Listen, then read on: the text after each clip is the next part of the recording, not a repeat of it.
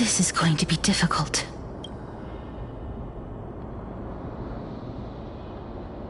I'm familiar with this kind of mechanism, but I've never repaired broken chains. If I was more powerful, I would be able to carry one person with each limb and fly the four of us to the other side. The Rune of Recollection is here, but I can't find the miracle orb anywhere. So weird. Oh, could it be in that collapsed tower in the distance?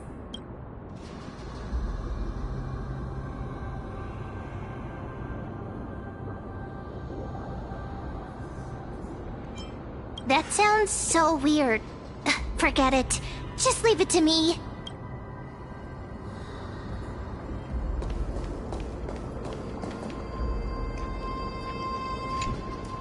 Just shout for me when you need my help! Got it! Just leave it to me!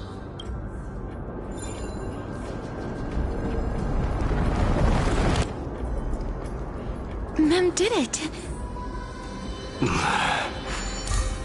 The pink squirrel is very smart. Why am I a squirrel now? The miracle's range is limited. Please come a little closer.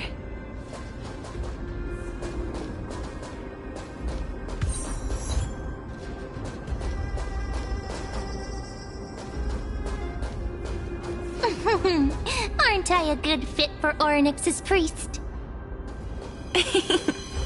Of course. You're the most competent priest ever.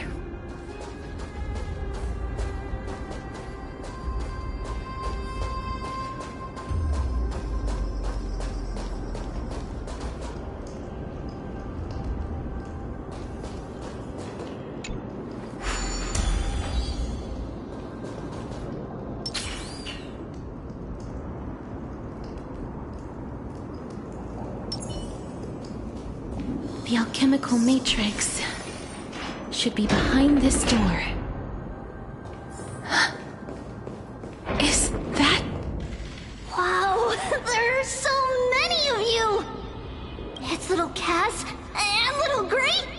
Oh, there's also little D and the pink puppy! Trian? Aren't you...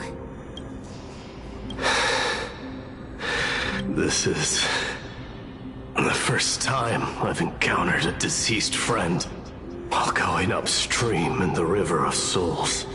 It really works like this. Just like the other departed spirits we've encountered along the way. I'm also unable to sense the aura of the living on Lady Trian. Yup, you're right. Trian already knows that she'll not be able to return to everyone's side. But Trian believed that little Cass would eventually return to the Netherrealm. So, Trian has been standing here, at this spot closest to the world of the living, and waiting for little Cass. Oh, it must have been very tough for you. But according to what Trian said, we're almost at the entrance of the Netherrealm. Trian promised Trevi and Trinan that when little Cass got here, Trian would get the gift ready and be the first person to run over and welcome you. So, little Cass, don't cry. Please, accept this. We finally finished it.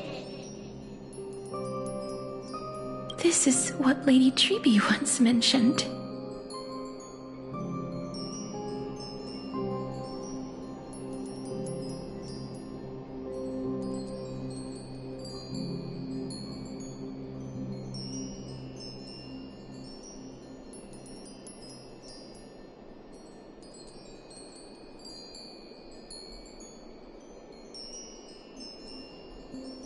The gift for me that you didn't manage to finish. The Holy Maiden of Janus. Even when separated by life and death, their thoughts are still connected. Trian spent a lot of time drawing this. Trian hopes that little Cass likes it. Seriously? It's seriously a wonderful drawing.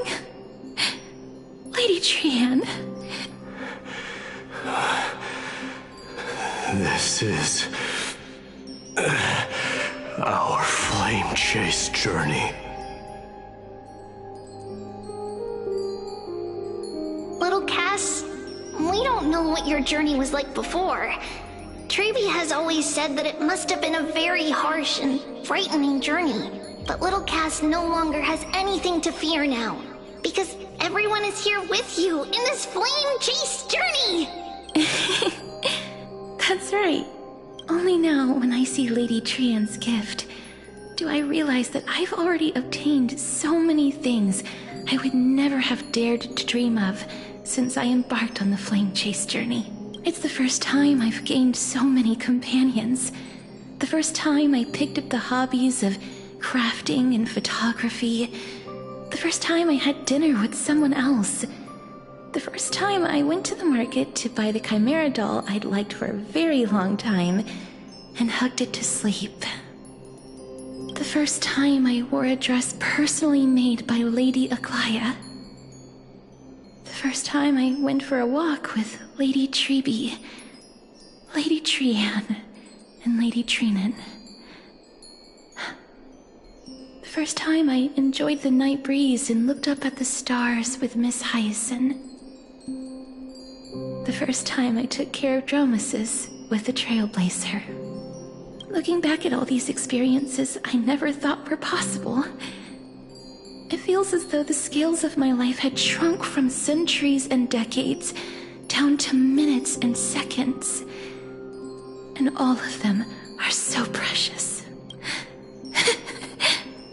I took countless photos in the past, but they're all black and white landscapes.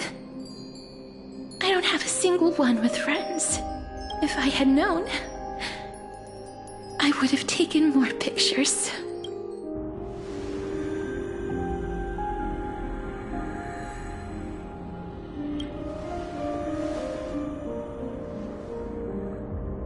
Trian says yes!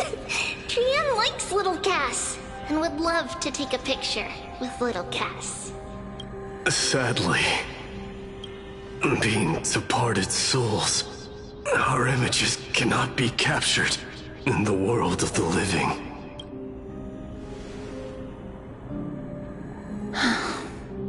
I thought so too. What?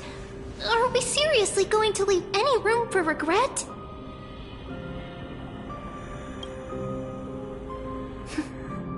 There won't be any regrets.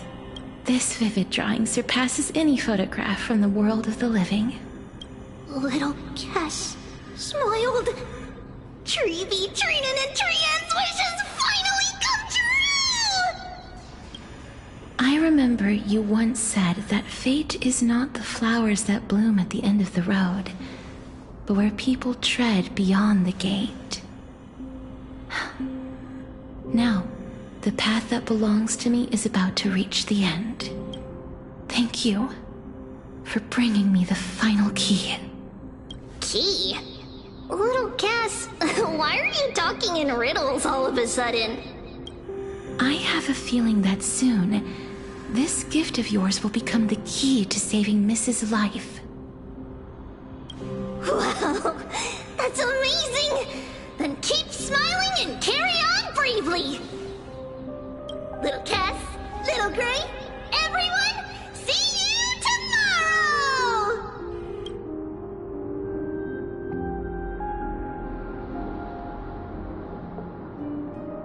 Lady Trian.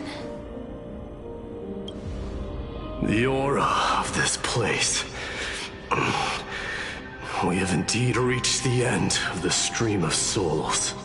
If I go any further, I might lose myself. I must leave now, for the black tide still wreaks havoc in the realm of the living.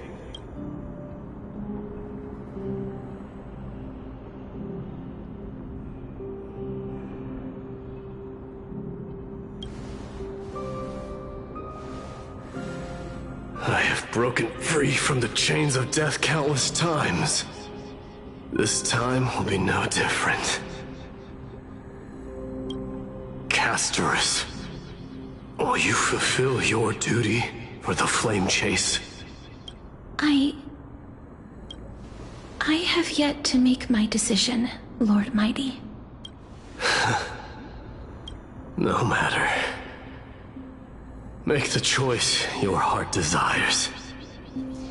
Even if it takes 1,000 years of waiting, I will continue to fight till I die. Then rise from death till the miracle descends.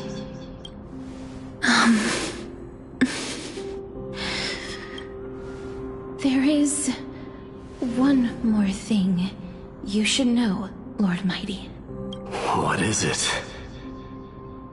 Professor Anaxa may have deduced the principles behind the Era Nova. You and I may be reincarnated as strife and death in the next cycle, becoming calamities wreaking havoc upon the world. I see.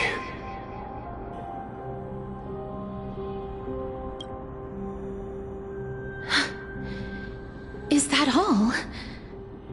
Are you going to accept such a fate without complaints? Do you have a strategy to shatter the shackles of our fate? I haven't found it yet. Perhaps I never will. Then, cease wasting your thoughts on futile matters. Control what little you can. And when fate's inescapable grasp comes, resist it with the strength of your mighty will. Thank you, Lord Mighty. I will find the right decision.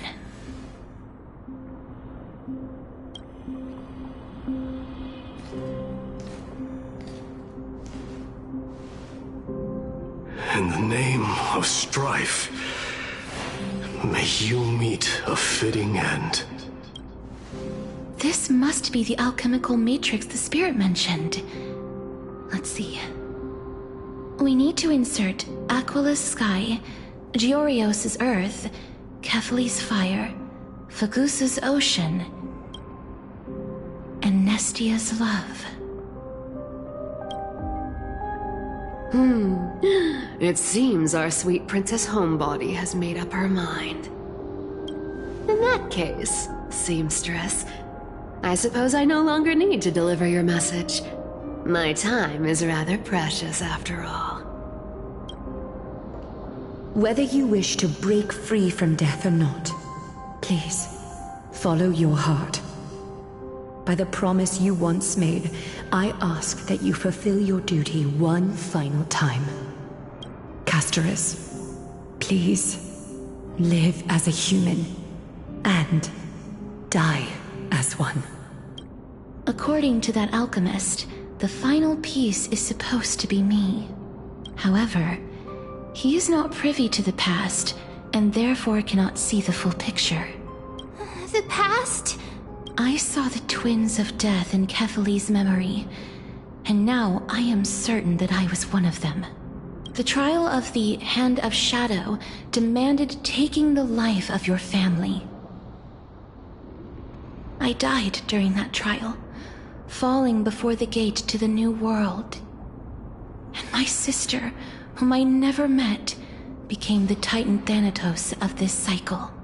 She was consumed with regret over my death, so she used the Titan's authority to reforge my soul. Yet, it also means she has never revealed herself to anyone, hidden away from the entire world. That's because the Titan she became already fell at the start of everything.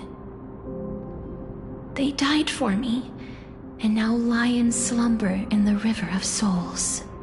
You mean Pollux? That's right. The River of Souls is no material river. It cannot be blocked by ordinary means. Only a divine corpse can prevent the dead from reaching the next world. And that's why We have to awaken Pollux from death before we can retrieve the core flame of death. We have to reforge its body with the power of alchemy.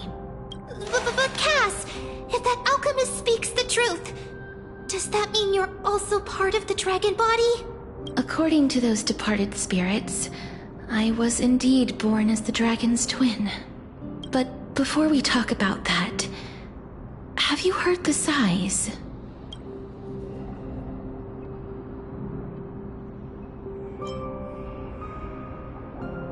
No, not from me. The sounds that come from the memories when we were collecting the souls. I heard them too. So what are those? I think it's probably the sign of Pollux's wish being fulfilled. They must have realized how heavy a price they'd need to pay when they used their divine authority to resurrect a dead woman. That's why they exerted every ounce of their strength to send me to Styxia, a city that called for death, a land where none is hostile to death. They never saw their wish fulfilled and fell so prematurely, all because they wanted to give me a new life. Pollux must really want to know how their sister has been after giving their all to save her. That wish is the reason Pollux's soul still lingers in the mortal realm even after their fall, quietly watching and documenting every detail of their sister's life. So instead of picking up objects on the way here, We were instead showing things to a strand of yearning that lingers here. Now, we must weave these yearnings together and restore them into Pollux's complete soul. but all of this is just a hypothesis, right? What if we go through with the ritual and it turns out totally different? That's fine. As Professor Anaxa often reminds us, such is the nature of alchemy. The true outcome can only be known once the process is complete. This is why alchemy is also known as the miracle of creation. Now, the puzzle of Pollux's yearnings is nearly complete, with only one final piece remaining. I shall reveal what they have been yearning to know in the alchemical matrix. I will show them my whole life since I left Styxia. Lady Trianne has already drawn a picture of my entire life, and it is now in my hands.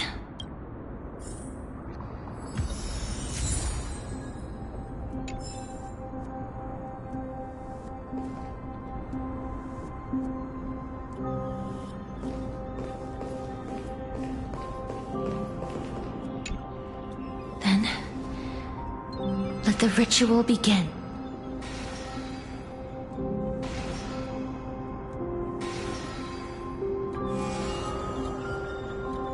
And now, the objective is complete.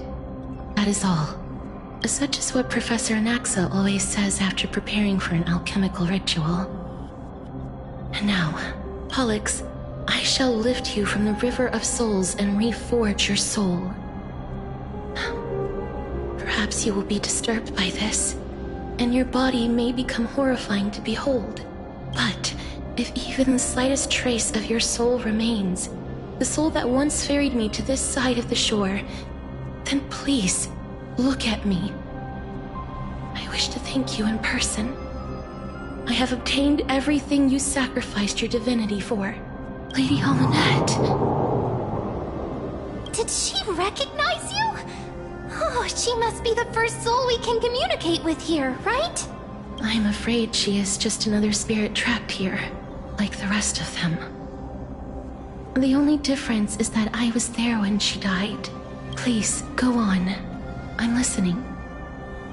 Are you about to tell the story of Styxia? Yes.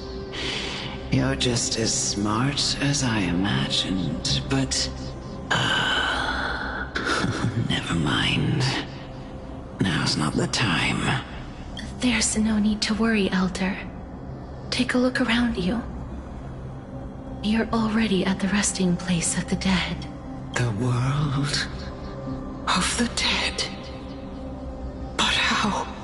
I understand that you chose to remain silent about the story to protect Castorice, the girl who coexists with death, but you no longer need to hide that story. I can assure you that you have protected that girl's life well.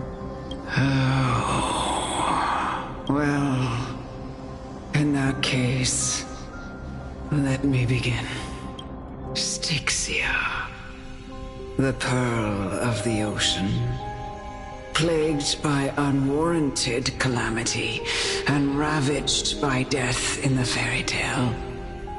It was the first city-state to shift their faith towards death, even before Idonia did. From where you stand now, I suppose that's a bit hard to believe. Right? Indeed. I cannot imagine that those from the Era Chrysia, blessed with eternal life, could ever yearn for death. I have pondered the same question, child.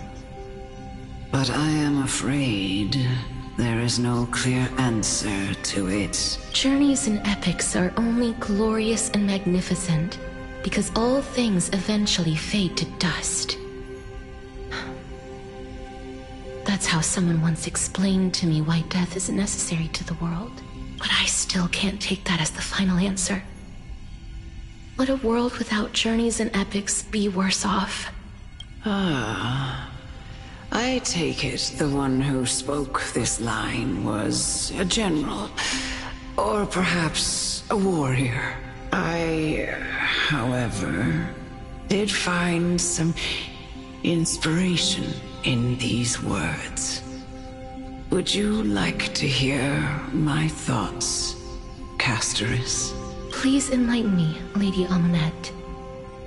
Though I have already made up my mind on how to handle the authority and core flame of death. Your words might truly guide me toward the path forward. You and I are neither warriors nor generals. Therefore, journeys and epics cannot truly resonate with us. But what if I reframe it like this?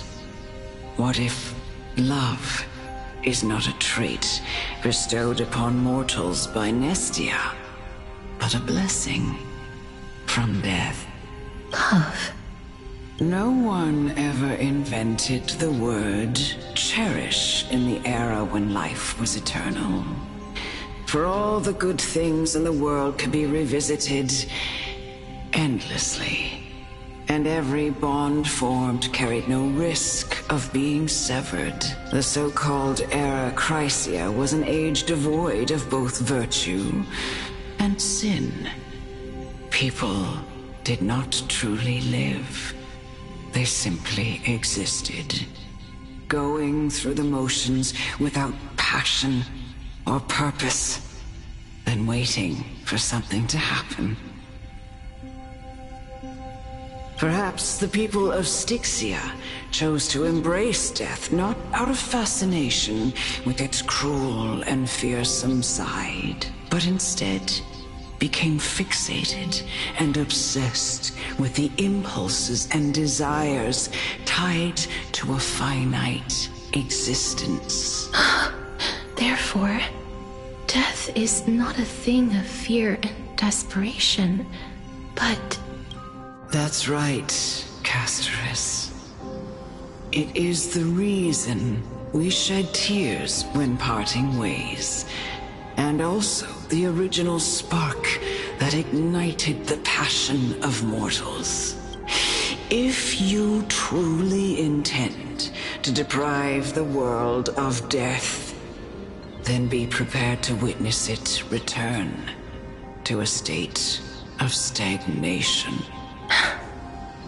I understand, Lady Amunet. Our limited lifespan shapes all that we know and love. Not even the Death Titan has the right to take that away from humankind again.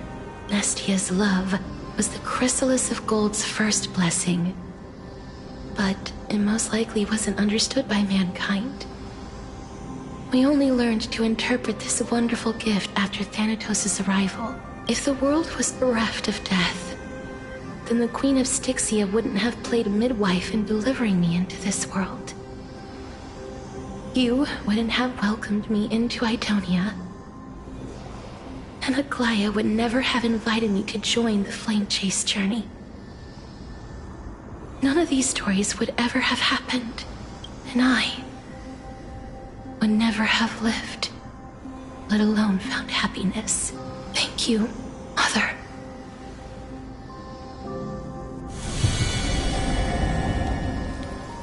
I will use all the love I've experienced in this long life to complete the final miracle.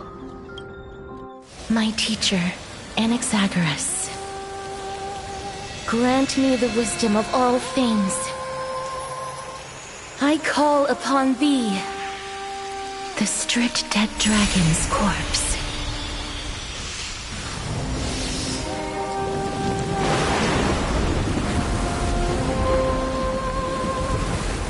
Rises from the earth, falls from the sky. As above, so below.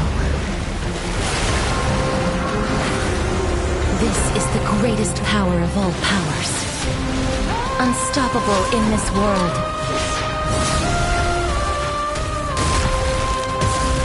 The great work that commands all death. I shall grant you embrace.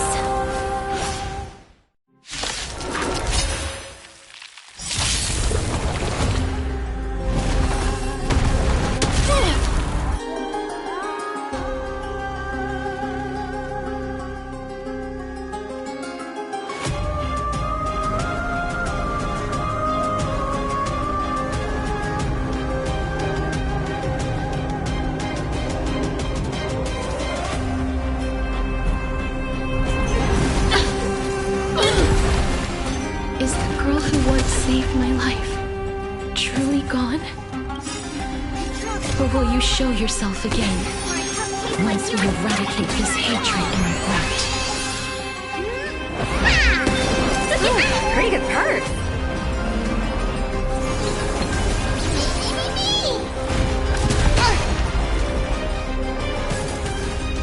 Let the asset valuation begin.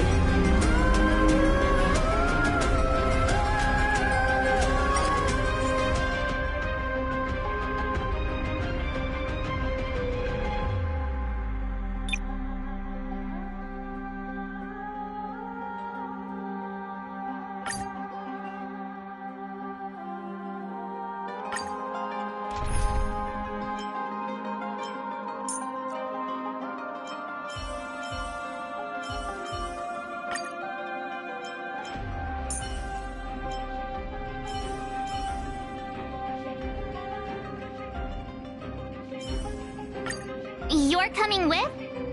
I'm keeping score.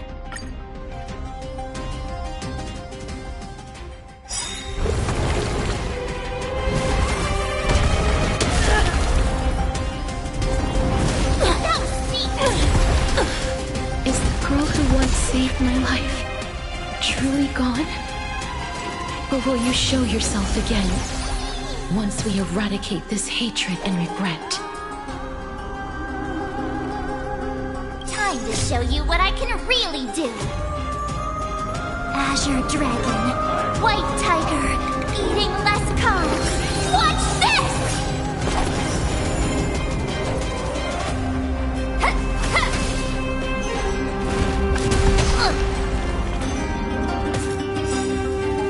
To travel far away. For a tough case like yours, we're gonna try them all! You're the best! You admit this crime? Target specimen sighted. Preparing for collection. Time for something savory. Me!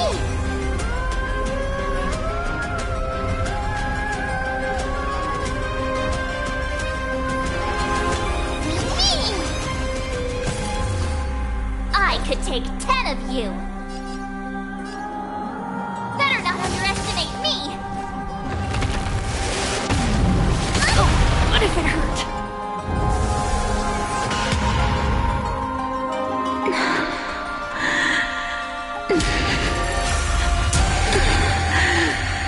And I know you're anxious. Shh. Don't be afraid. It's time. No amnesty for the Mara struck.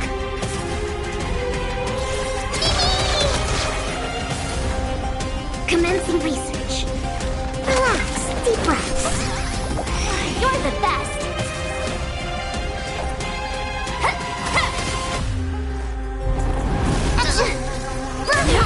Fortune life. Hero's life is hard.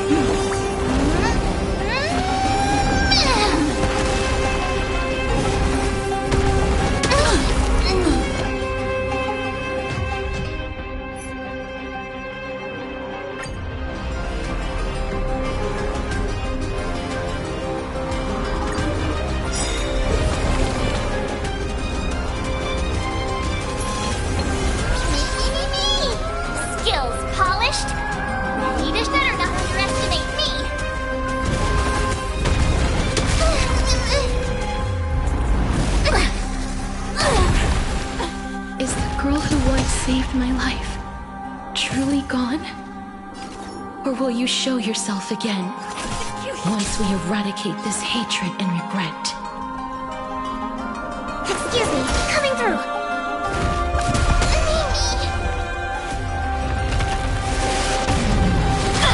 Gotta stop the bleeding. To travel far away. For a tough case like yours, we're gonna try them all! Do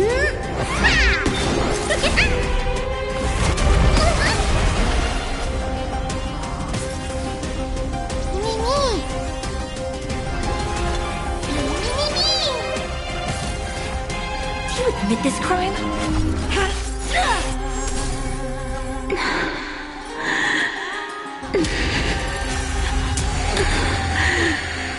And I know you're anxious.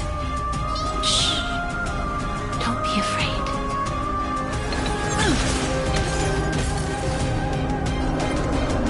Time to show you what I can really do. Azure Dragon, White Tiger, eating less calm. Watch this!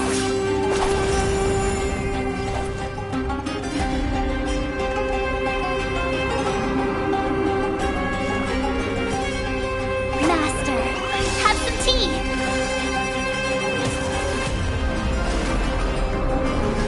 Time for something savory. Motor function restored.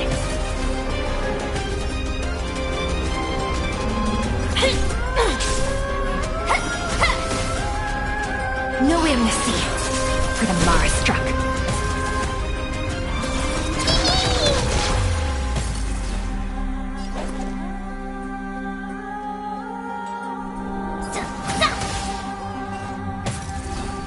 Mammy.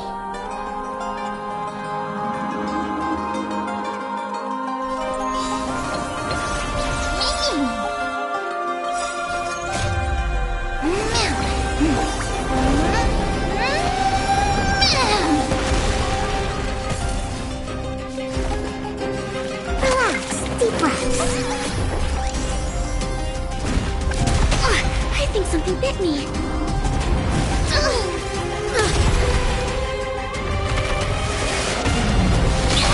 What if it hurt?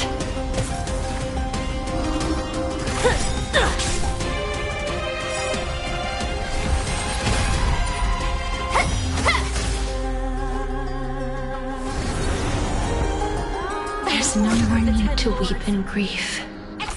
I will grant you peace.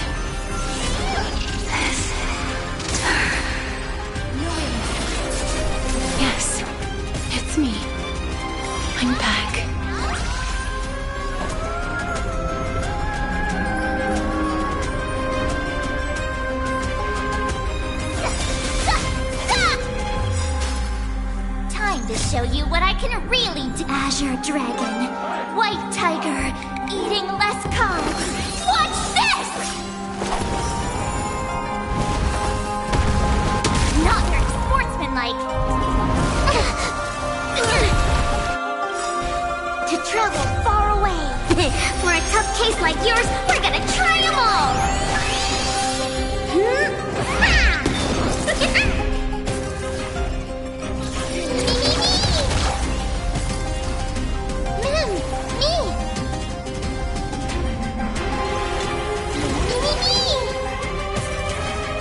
It's time. Better not underestimate me! Target specimen sighted. Preparing for collection. Time for something savory. Motor function restored. You can't hurt me. Me!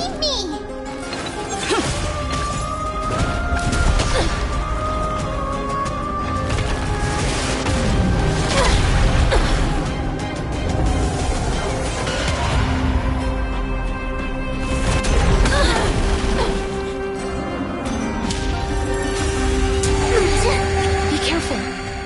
They may be moving by instinct, but there is fury welling up within them.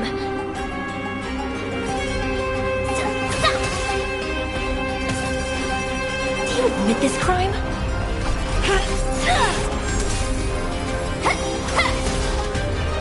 No amnesty for the Mara struck. That's how a true master does it.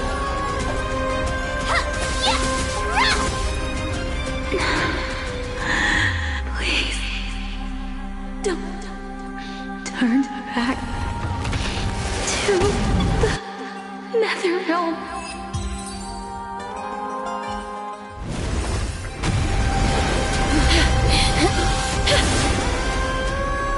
Oh, death. Sleep in peace.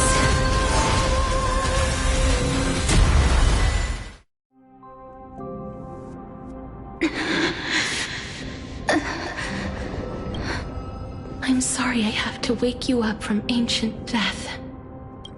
And I know you're anxious. Shh. Don't be afraid.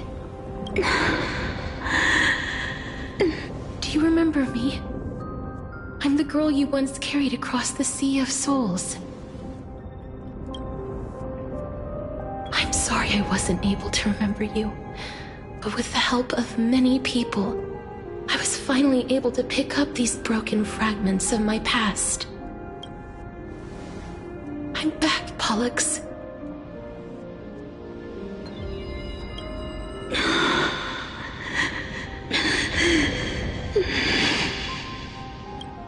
I know this might not be what you wanted, but I have to do this.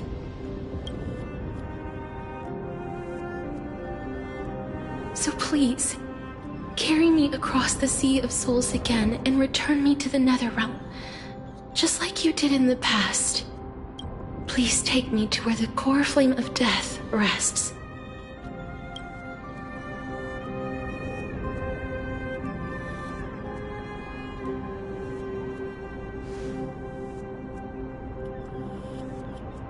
I'll be going now.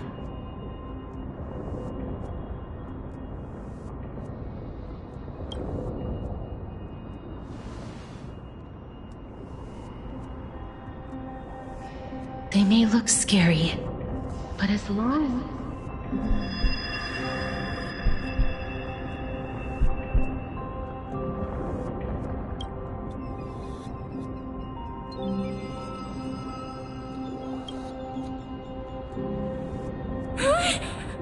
What's wrong?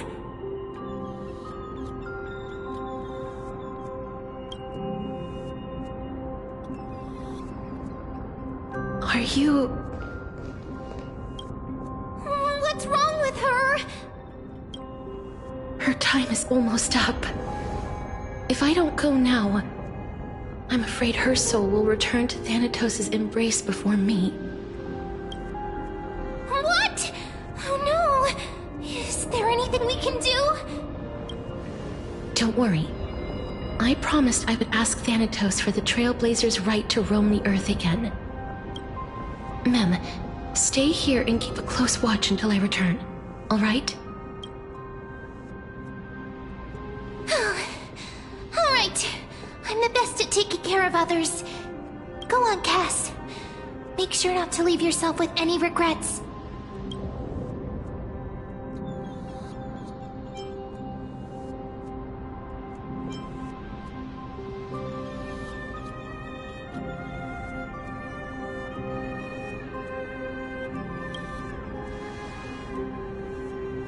That's not funny!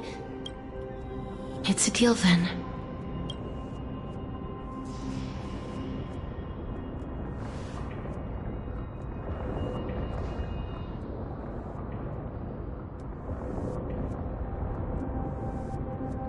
Please.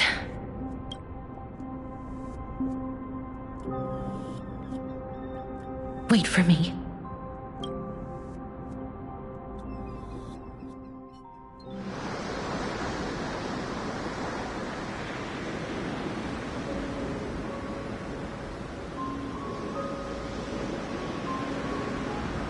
After all that, you still ended up back here.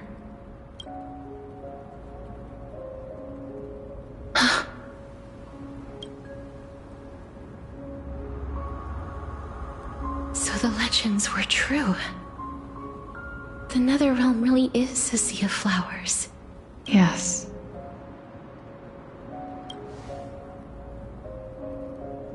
Just like the flower fields we tended to back then. Is that you, Plixia? Do you remember me? I don't have the memories from that time, but I've seen you before during an experiment. I see. Call me Thanatos, then. It'll be easier. However, since you recognize the name, you must already know everything about Thanatos, right? Yes. I'm here to reforge the order of life and death in Amphoreus. You know, my sister was a sympathetic, but rather sensitive person. Whenever she didn't want to say what was on her mind, she would avoid eye contact and look off into the distance. Just like what you are doing now. Can you tell me about the last Era Nova? What did you do, Plixia?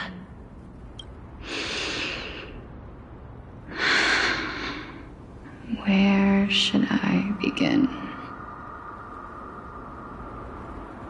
I suppose we can start from the beginning.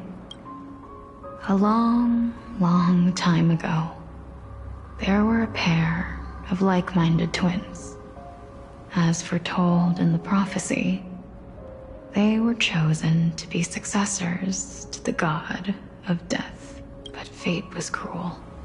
The price of attaining divinity was to take the life of a family member with our own hands. That trial was indeed recorded in that memory. Then you should already know that my sister voluntarily gave up her own life, so that I could ascend as the demigod of death. But I couldn't accept that. Why did we have to kill each other for a future she'd never see herself? That's not fair. So, while weaving the laws of the new world, I shattered the forbidden bottom line for life and death. I reshaped my sister's soul and took the form of the great dragon Pollux to carry her up the River of Souls and back into the mortal realm. But our fates were already decided, and manifested in unexpected ways in response to my futile actions. Aging is an unbreakable law of nature laid upon humankind, created at the same time as death. When the living die, their souls will meet Thanatos, who would determine where every soul goes. If the Reaper raises their left hand, the soul is granted death and allowed to enter the Netherrealm to await reincarnation. If they raise their right hand, the soul is rejected by the Netherrealm and returned to the mortal realm to continue walking the earth. That's why the Hand of Shadow can only lay down judgment and not embrace another being. Yes. Death was originally a pair of hands, but they were split in twain when we reached the mortal realm, never to touch each other ever again. The half of Thanatos that represents life, the undying human who grants death, that was the curse I forced upon you. Then, what about you? As the half of Thanatos representing death, I shoulder the fate of defying death. I died the moment I entered the world of the living. From then on, my Titan also no longer existed in this world. The cycle of life and death stopped. Souls were denied their audience with death, and were left stranded within an ever-rising river of the dead.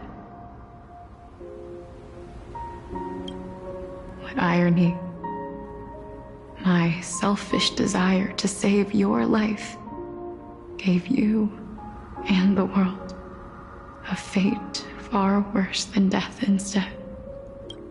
Then, what was left of my reason was left behind in the Netherrealm, where I've been taking care of these flowers day after day, until there is now a sea of them, all while mulling over the subject of life, death, parting, and enduring an endless loneliness.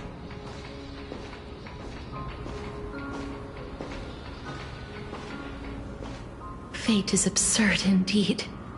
Our lives were a mirrored image of one another, like a pair of hands. Even so, we arrived at the same destination. We walked different paths, yet experienced the same pain. I had hoped that maybe you would at least have a good life in this cycle. I'm sorry. I lived my life well. It didn't go to waste. As far as I'm concerned, you did nothing wrong.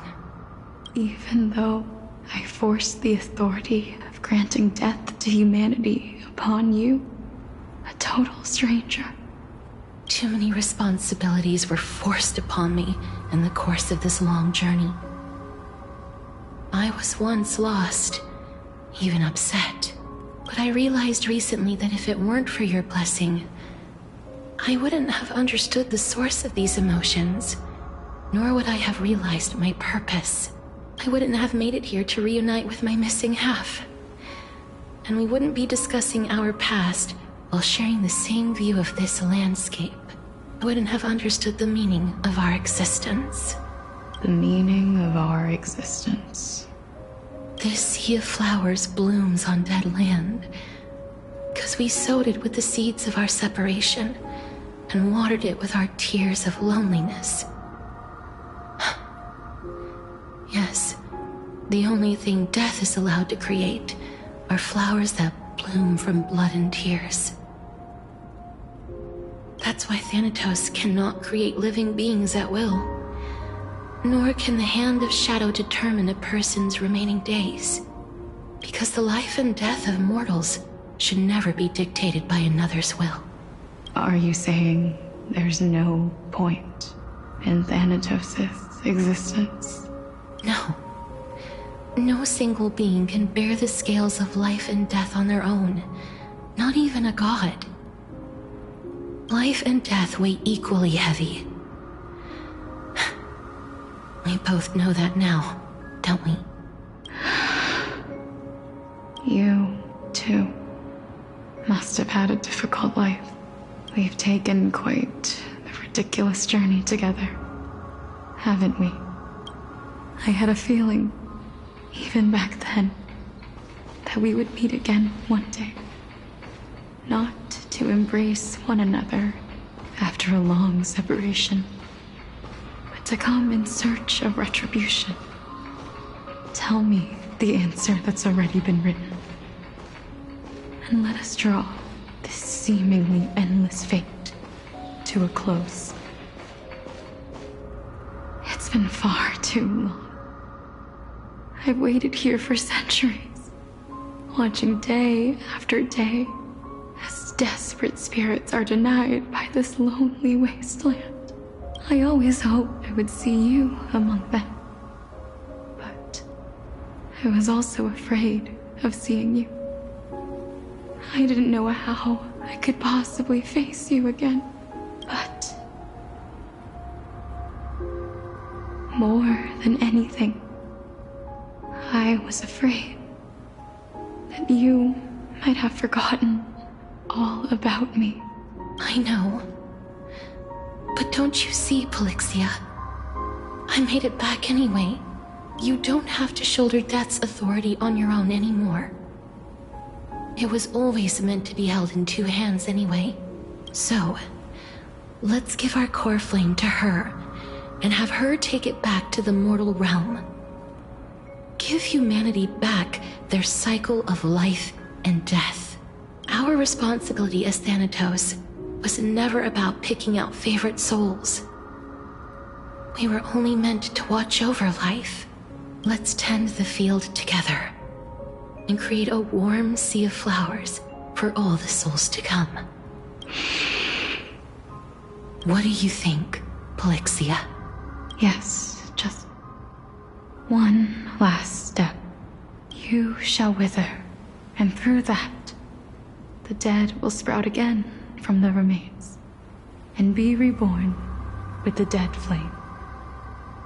As foretold by the prophecy, Thanatos' authority is only destined for only one person to wield. As the Chrysos heir of death, as their demigod, as a titan, our fated moment has arrived once again. Just like before. Yes, just like before. But unlike that time, the ones undergoing the trial this time are prepared. You've made up your mind? Yes, as dictated by fate. But I won't be afraid. As long as you're here with me, complete your trial in this life. Grant me the embrace of death, and light the spark of life ablaze. You've been tempered by life and death.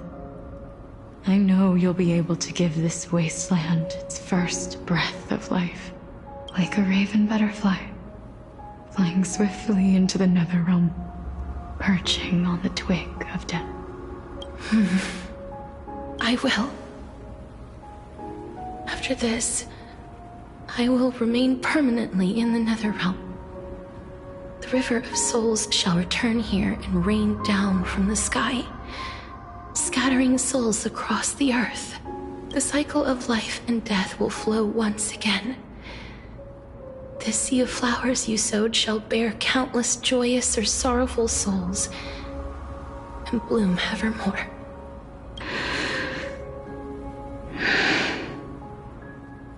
Thank you. Just one last thing. Can you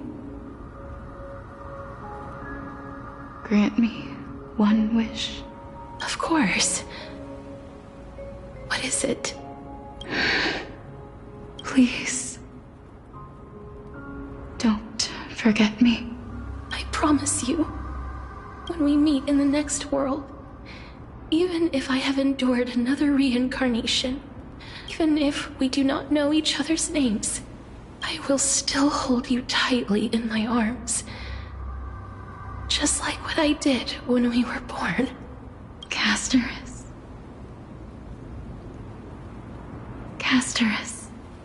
You're as beautiful as a fleeting butterfly.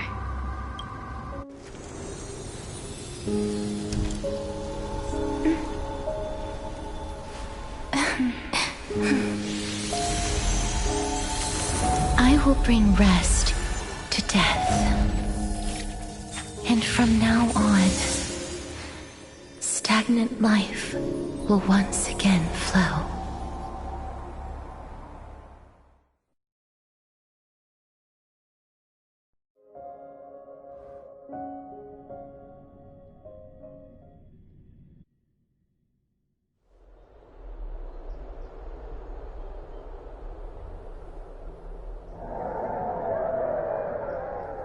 Time flies. In the blink of an eye, the 15th entry hour is already at hand. When this farce is over, your soul will be placed on the scales of life and death. Are you ready? No need to ask so many times. Of course I am. Then why do you drag your feet? Is your fear of crowds holding you back again? I simply find them too noisy. Paying attention to conceited fools like them would be an utter waste of my time. Such harsh words. As I see it, you are no less arrogant than they are. I couldn't agree more. Oh. I did not expect to hear that from you. Are you not going to refute me? I know myself better than you think I do. At the very least, better than a stowaway like you. And they say men whose ends are nigh have but kind words. Well, that is exactly why I chose you. Should I thank you for the compliment? The hour of the trial has come. Do you have an answer for me? And how will you prove the veracity of your argument? I suppose there is no point in putting this off any longer. Do you recall where we stopped the last time? You were saying that Amphoreus' history is cyclical. Indeed. The demigods that bear the core flames eventually become the new titans at the world's end. Remember what happened on the Holy Mountain? Calypso, Naias. As their destined ends approached, one by one they left this world, leaving only the twins, who are fated to succeed death. Unfortunately, while their journey is consistent with ours, you and Calypso, as well as Nikador and Naias, act as supporting evidence. I can only come up with a rough sketch for my theory of a cyclical history. For all the pains I took to reach this point, I had already lost hope of ever obtaining definitive proof. After all, the past is in the past. Proving that we are the legacies of heroes of the past is a hopeless endeavor. That is, until I met a girl named Polixia and her sister. If Castorice was truly sent from the past to the present for the Titan's self-serving reasons, then having lived through 2 cycles, and with Styxia as the pivot, she will no doubt be the link to connect all of this together. If the Twins of Death can bridge 2 cycles to reunite at the shores of the Sea of Souls, then my hypothesis will no longer be just a hypothesis. And you too will get the answer to your question. Well, that is all well and good, but how can you be so sure? If there is even the slightest error in your hypothesis, the girl will be shattered. It matters not. The most important quality a scholar must possess is foolhardiness. If you are overly cautious, then you'll never have the gumption to make the first step, and change will never come. Besides, I, an am destined to overturn this farcical world. Come, Let us go and teach those pathetic worms one final lesson.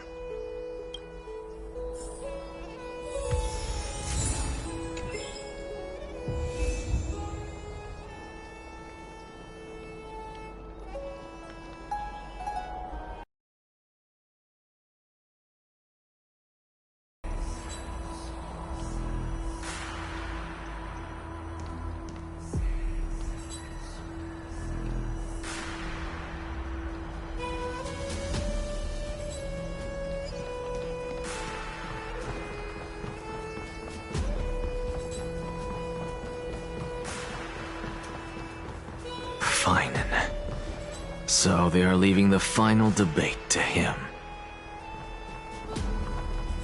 Let those Chrysos heirs who started this terrible war hear you.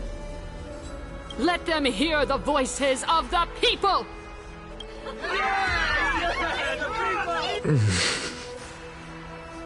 As always, that woman knows how to stir up a crowd. Professor Anaxa, I thought you'd pass on this.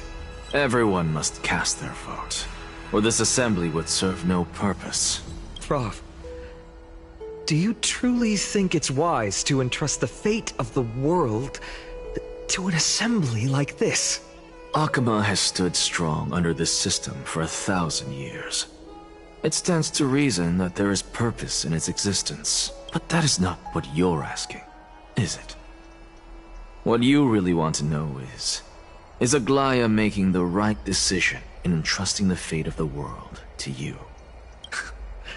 Nothing ever escapes you. I didn't spend all those years teaching you for nothing.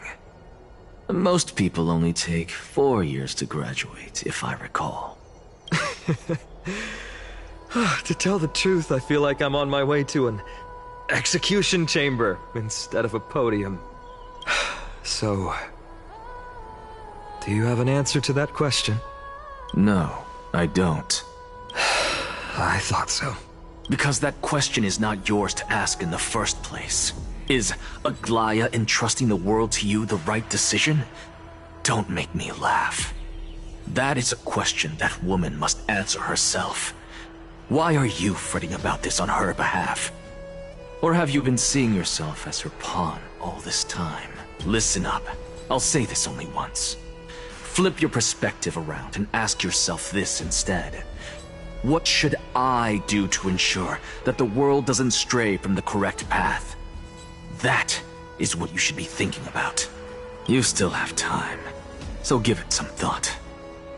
Oh, and don't bother telling me the answer. Tell it to those begging for salvation from the gods.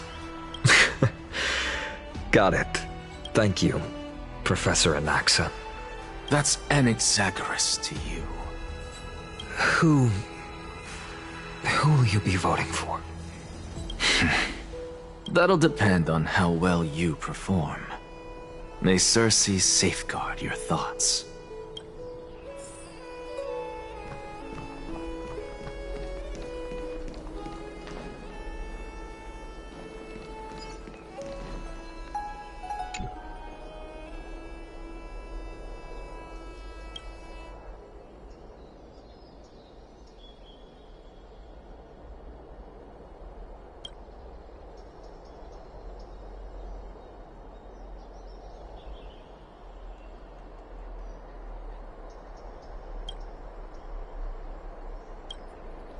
I actually don't necessarily mind things remaining the way they are. Really say it. Elders and citizens, silence, if you please. As the Theoros, I present to you Phinin of Ides Elysiae, virtuous citizen of Akama, and the last speaker of the assembly. Much obliged, Lord Lycus. I remember him. He's the penniless lad working for Aglaya. Where's Lady Goldweaver? Why is she sending this guy to give the last speech? Is this really the end of the Flame Chase journey? Can this dude really face down kindness? I actually don't necessarily mind things remaining. By Kephali above. Dear citizens of Akama, as you look upon me, so too do I see you. I see your fear and misgivings, your apprehension about the discord between the Chrysos heirs and the Council of Elders, and your uneasiness about the future of the Holy City. Yet, before you contemplate something as grand as the fate of the world, I ask that you look closer. Look beyond the horizon illuminated by Kefali, at the crisis threatening to overwhelm us. What? Hyades Elysiae, my beloved hometown, is a village forgotten by time. It is a place with the most invigorating breeze and wheat fields that spread all the way to the sea. I once thought that there I would enjoy a lifetime of peace and quiet with my friends and family. How I wish I could invite all of you to that paradise, far from the noise and chatter of the world. Alas, I can't, because she, and all that she nurtured, all that I loved, they have long been devoured by the black tide. My beloved home is no more. I will never forget the day the black tide struck. My father, Hieronymus, fought with a broken sword to his last breath to protect his child. My mother, Aldada, she was ripped apart by monsters. Also, I might live to stand before you here and now. Galba, he was a hunter. But in the end, those arms that once drew a bow instead embraced Piso, his beloved son, as they both breathed their last. Pythias, the teacher, risked her life to save her students, but a burning beam fell on her, crushing her. And what of Livia, her daughter? Did she make it out alive? No, she didn't. Livia, Piso, and so many other children. My childhood friends. They were all swallowed by the black tide and turned into monsters. They kept saying the same thing over and over. Even up until the final moment, I finally steeled my heart and granted them eternal peace with my sword. Why, finally? Aren't we the best of friends?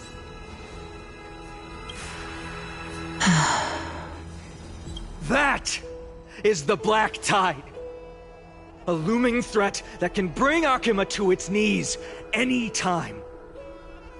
Kindness may have promised that with the 3 Titans of Calamity gone, Akuma will return to an era Chrysia once more. But much as it pains me, I must disappoint you. While the demigod of strife has done everything in his power to hold them back, they are still coming. By now, the name of that black-robed swordmaster, the Flame Reaper, has likely echoed throughout the city already. The roaring thunder is a message from the strife demigod. The Flame Reaper has risen from death, and they hunger for the core flames of the gods.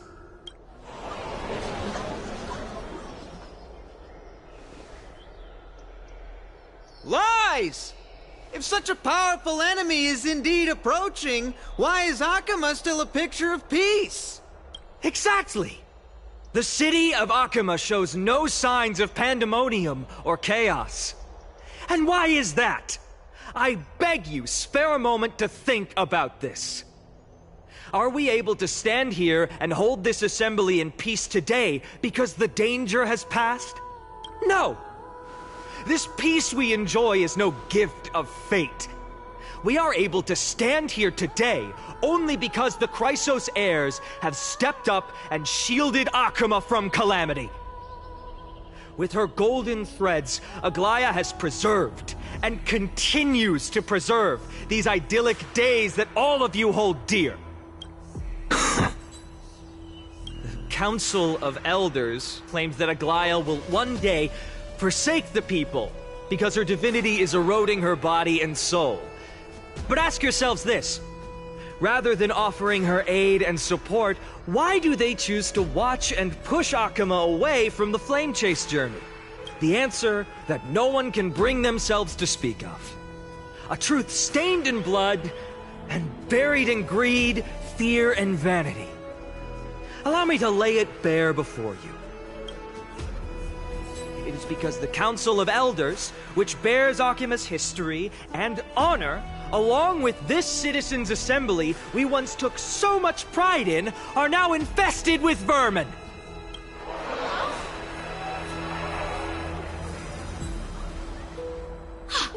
You insolent whelp! How dare you!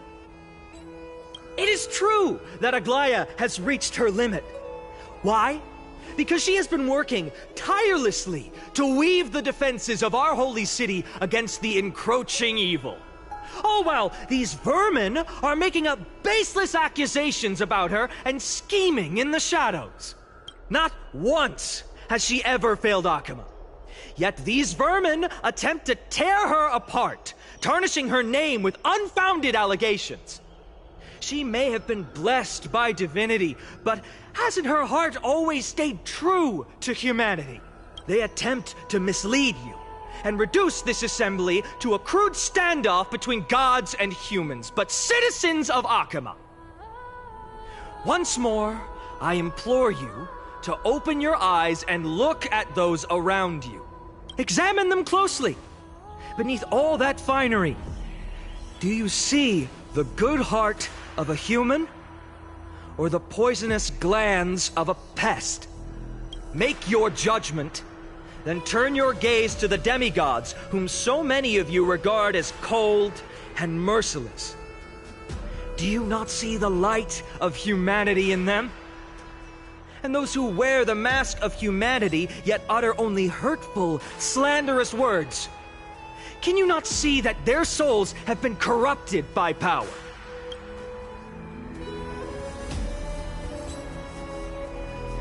Yet, no matter what your answer is, and no matter who your vote goes to, rest assured that you have nothing to fear. For Aglaya, Trebios, and I will remain your faithful guardians and pledge our lives to upholding your decision. And this vow will stay true until the end of our days, where it will be passed on to future Flame Chasers. A steadfast and unwavering promise that shall endure through the ages.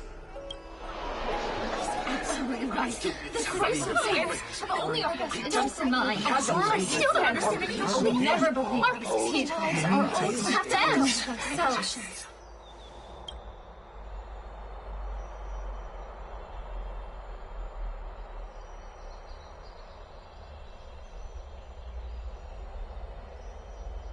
At the present time, on the scales of Talenton, those who call for the continuation of the Flame Chase journey, and those who demand its suspension. Each faction holds an equal share of votes, resulting in a perfect balance. As expected, this is the moment when the Flame Chase journey is the closest to its end. And now, it's your turn to vote, Lord Anaxagoras. Is there anyone else who hasn't voted? No, you're the last. Cast your vote with care, for your decision will break this impasse. I have long since made a decision. Very well. May you bring much needed change to this farcical world.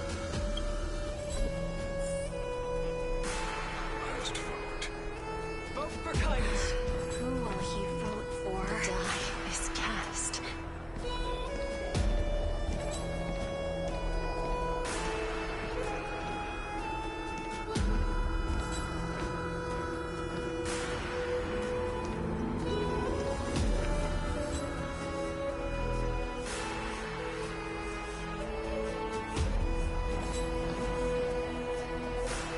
You've done well, Finan.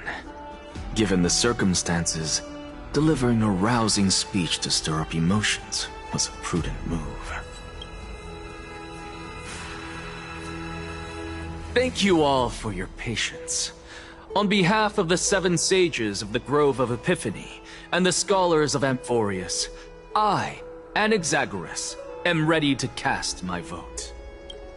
But before that, in the interest of fairness, Lady Goldweaver, I pose a question to you before all who are gathered here.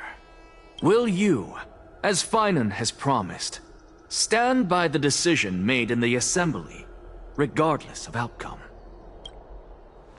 In the interest of fairness, I make no promises, lest it should influence your decision. Very well. I thank you for your honesty.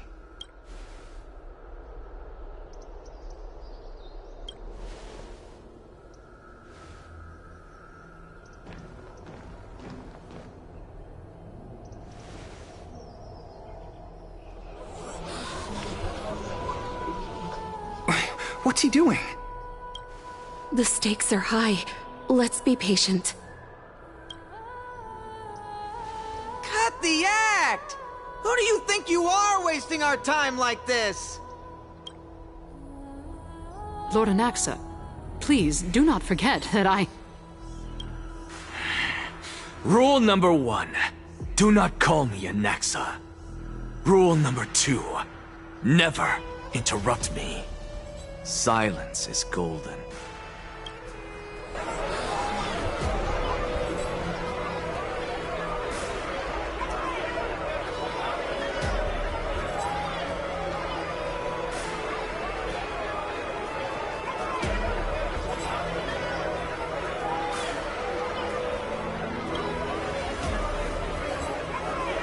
Just vote already. What are you waiting for? Your vote. Cast your vote. Cast your vote.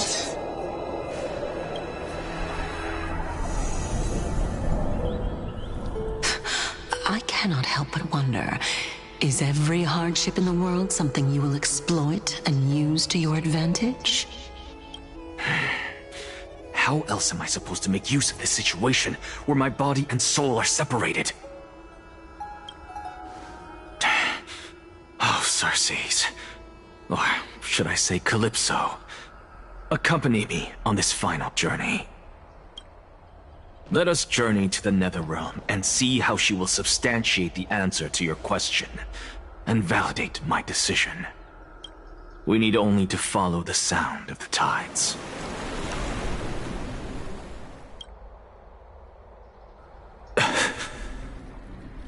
You are... Well done, child. Just as I foresaw, you have achieved great things. Teacher. What a twist of fate.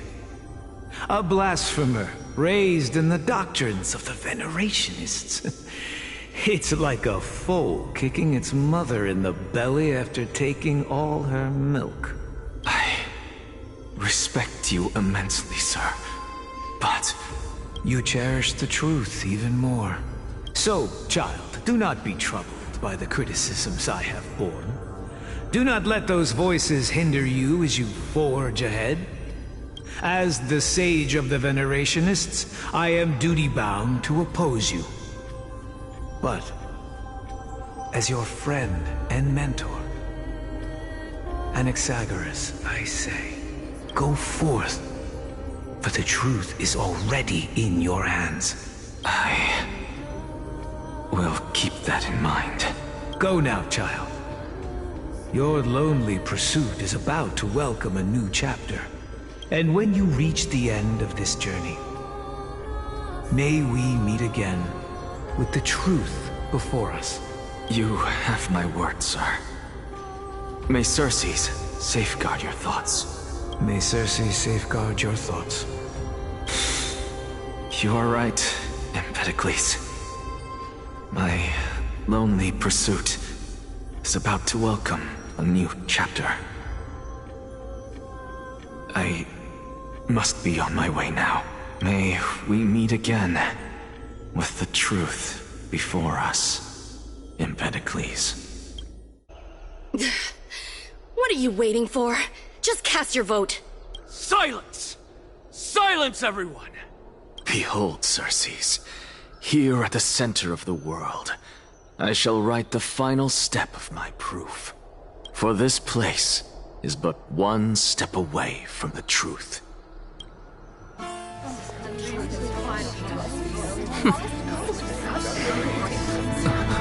Professor, I completed the proof you wanted.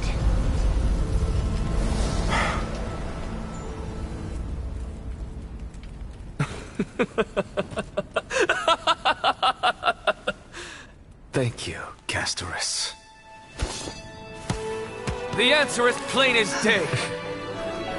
My vote goes to the Flame Chase journey and nothing else! Elder Kindness, I have deciphered the truth of this world!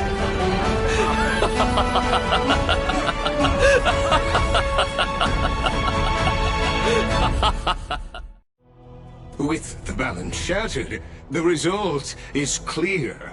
By carefully and Lenten above, as the Theoros, I have observed. No! Ligus, you can't! Onyxa, what have you done? Have you lost your mind? I hope you are prepared for the harsh punishment awaiting you. Mark my words, I will make sure that clever head of yours never forgets the price of betrayal! Have you forgotten? I told you that happens to be one of my rare talents. You put on such a grand performance, just to aid their preposterous flame chase journey? Performance? No, you are quite mistaken. I may be paranoid by nature, but I've always been known for my honesty. If you really understood me, Lady Kindness, you'd realize that I never had any interest in your pathetic little game of politics. Factions, standpoints, they are jokes in my eyes. I have never once switched sides, because I, and I alone, am the truth. Lady Kindness, with all the citizens here as witnesses, we should honor the spirit of democracy and respect the decision of this assembly. I have observed that Akama has chosen her destiny. This citizens' assembly has resolved to continue the flame chase journey.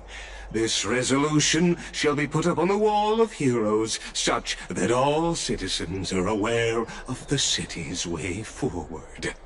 You! It seems not everyone is ready for the assembly to end. Very well. Let me entertain you for a little longer. By your leave, Lord Ligus. Interesting. Elders and citizens, your attention, please. Stay for a moment more, if you will. Anaxagoras of the Grove of Epiphany has an announcement for the assembly. What is this performer up to now? Absolute flame chase journey. Do you think he'll continue? I don't know. So apropos. Frankly, still. Just moments ago, all of you made a decision on the fate of Amphoreus. As a supporter of the Flame Chase journey, it pleases me to see the choice you have made. But I regret to say that I still harbor doubts about this outcome. Thus, I hereby challenge this resolution. Tell me, who among you dare swear to Kephales's name that Era Nova will truly welcome the fairy tale ending that the Chrysos heirs have promised? A beautiful new world free of calamity and madness? Nonsense! That's impossible! What is he getting at? Of course not! No one? Must I pick somebody to answer? Very well. You, the one acting so wise and profound, in front of all present here. Do you dare swear that it will happen for sure? No? Fine. Next. You, the one with ignorance written all over your face. Yes, you.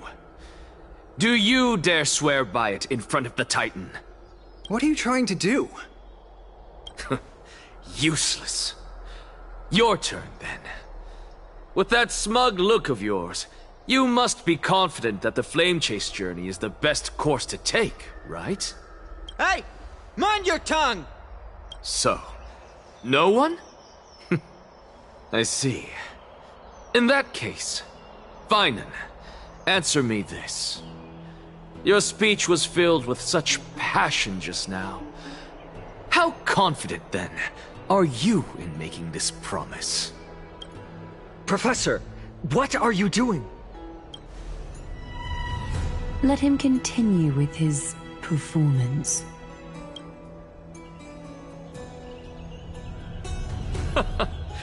Will you look at that? Even Finan and Aglaya lack the courage to make such a promise. And what's even more absurd is that no one but I can promise you this new world. And yet, the Assembly passed the resolution anyway. But you needn't worry, because I knew better than to trust you good-for-nothings. That is precisely why I am here today. To give you one final lecture. Now listen up and listen well. I, Anaxagoras of the Grove of Epiphany, hereby declare everything that the Flame Chase journey promises is true. Finan of Ides Elysiae, the prophesied demigod who shall succeed Kefali, will reforge each and every one of us in the new world with his complete, intact memories. What? The core flame-bearing titans were the Chrysos heirs of yesterday, and the Chrysos heirs who carry the core flames today will become the titans of tomorrow. All of our souls shall endure for eternity in the miracle of the World-Bearer, and all under Kefali's protection shall step into that new world.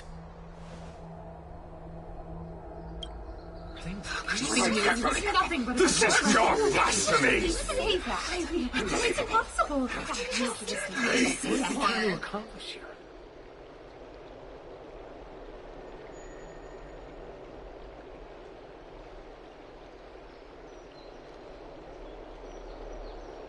What? Are you saying that we must bow down to you and worship you, even in our next lives? Enough, you blasphemous imbecile! How dare you try to deceive us with all these lies and falsehoods? How can you prove?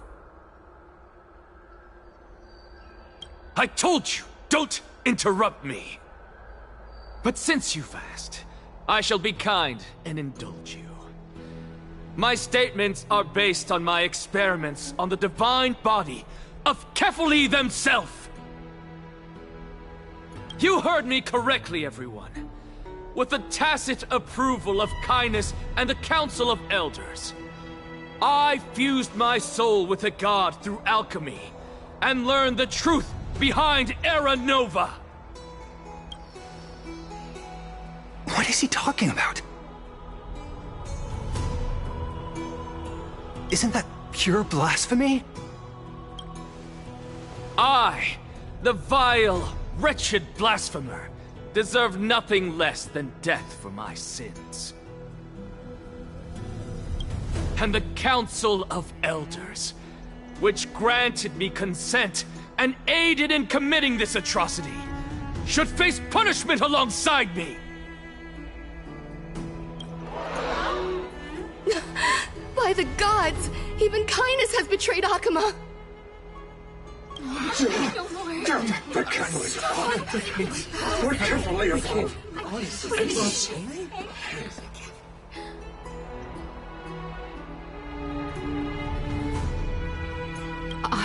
I had no knowledge of his transgressions. He did that on his own. The Council of Elders bears no responsibility for his actions.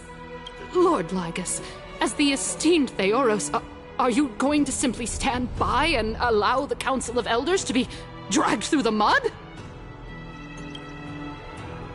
If the accusation is true, I will acknowledge it. If not, my conscience stands unburdened. Lady Kindness, the reputation of the Council of Elders was not built in a day, nor will it be shattered overnight. Repercussions await those who fool the people, and punishment must be meted out on those who abandon their vows. We should respect this beautiful city and her people. You... Lady Aglaya, the Gold Weaver, I humbly ask that you take on the responsibility of overseeing this judgment in the name of the fairness of Talantin and the justice of Kefali. Considering the circumstances, and in accordance with Akima's codex as the only demigod among us, you shall rightfully wield this authority. The honor is mine to bear. How is this permitted? Somebody do something! This is how we're supposed to go. Elders and citizens, silence, if you please.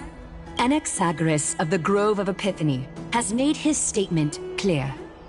As per Akima's codex, I request all present citizens to stand with me in exercising the right of judgment. First, Elder Kindness of Akima and Lygus the Theoros stand accused of neglecting their duties and abusing the law, leading to the egregious blasphemy against a god. In the names of Talantin and Kefali, Akima is to form a committee before the 7th action hour to conduct an investigation and disclose the findings to the public for subsequent judgment. Yes! That's what we deserve! Agreed! Curse you! Now, concerning Anaxagoras of the Grove of Epiphany, he has confessed to grave blasphemy against Kefali. In the names of Talantin and Kefali, the accused must be allowed to hear the people's voice prior to the execution, for a chance at a reduced sentence and possible pardon.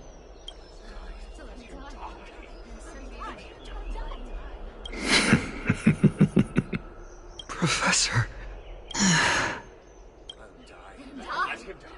Let him die! Let him die! Let him die! Let him die! Let him die! Let him die! Let him die! What decision will you make, Lady Goldweaver? Enough with the hesitation, Aglaya. This is not like you. Let him die! Let him die! Let him die! Let him die! Let him die! Let him die! Let him die! Let him die! Let him die! Then, in light of the people's voice, O Talantin on high, may you bring death upon him.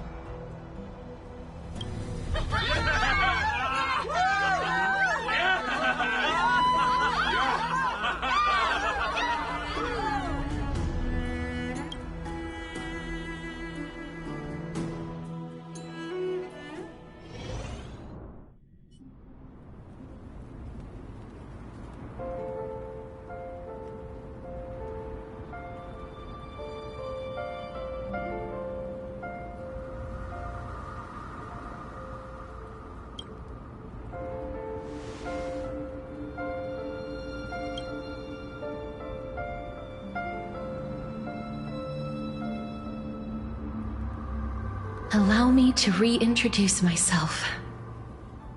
I bore the name of Castorice while walking among the mortals. And now, I stand as the demigod of death, the living side of Thanatos. Welcome to my realm, where the west wind ends.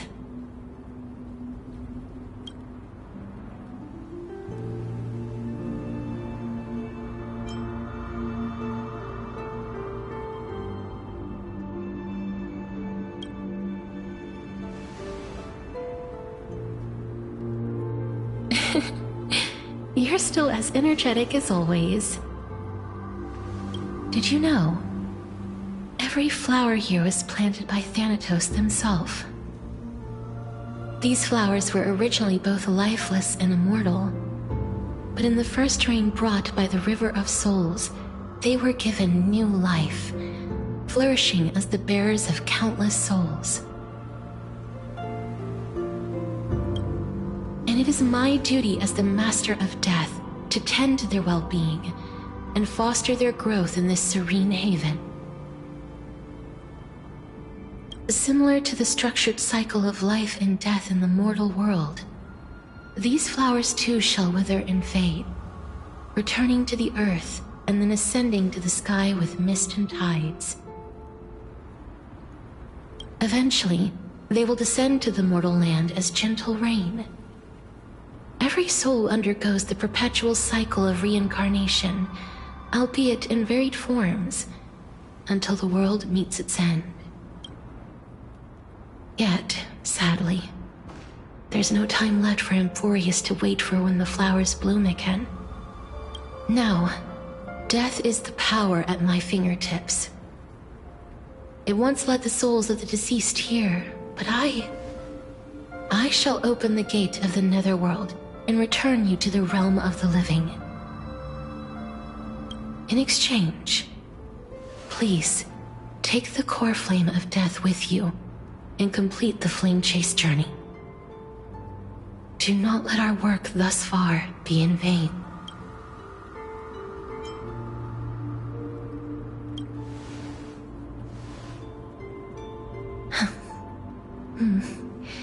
Just like the other demigods, I will stay here and embrace my destiny. That being said, it is not easy to guide a lost soul back to the mortal realm. The whispers of death are sweet and alluring. If your determination wavers, you will succumb and be forever ensnared by the netherworld's grasp. Please consider this a one-time exception.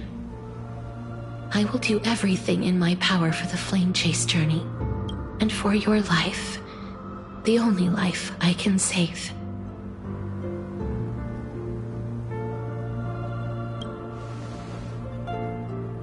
I am glad to hear that.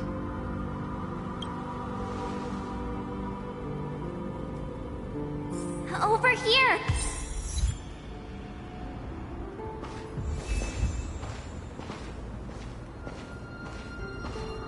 I believe in you.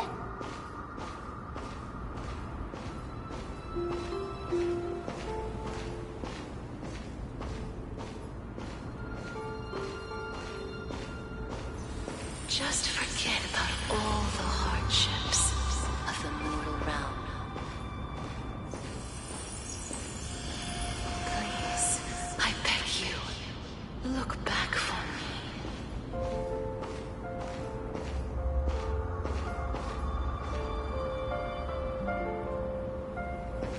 Lift your chin up high and step forward with us toward tomorrow! That's right. Keep your eyes on the dawn. Onward. Show me your courage.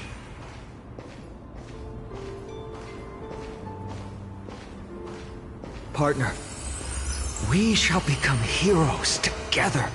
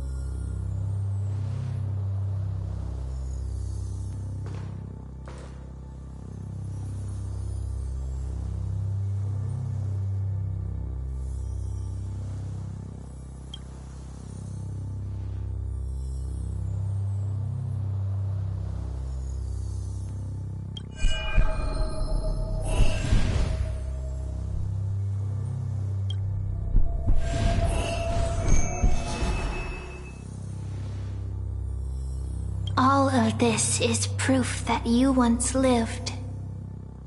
Your soul, your memories, the years you've journeyed through, and the path they revealed, leading you back home. So, continue onward. Do not stop moving forward, and do not let her sacrifice and the support of all who have stood by you be in vain. Over here, friend! Take my hand! Let's go home.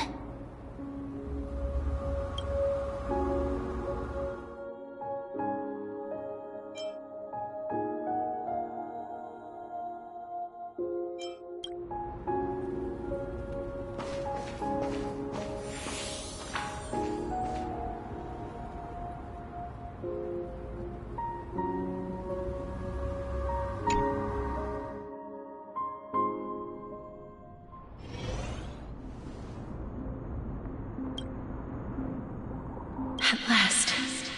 I knew you could do it. Your soul is still perfectly whole. As if some kind of force is trying its best to keep it together. Is it Orynyx's final blessing? Or is it a miracle of your own? It's truly incredible. Such a strange surge of familiarity. So hard to describe. Perhaps it is fate, once again fulfilling its own design. Or perhaps it is the laws from beyond the sky, so familiar to you, that intertwined our fates long ago.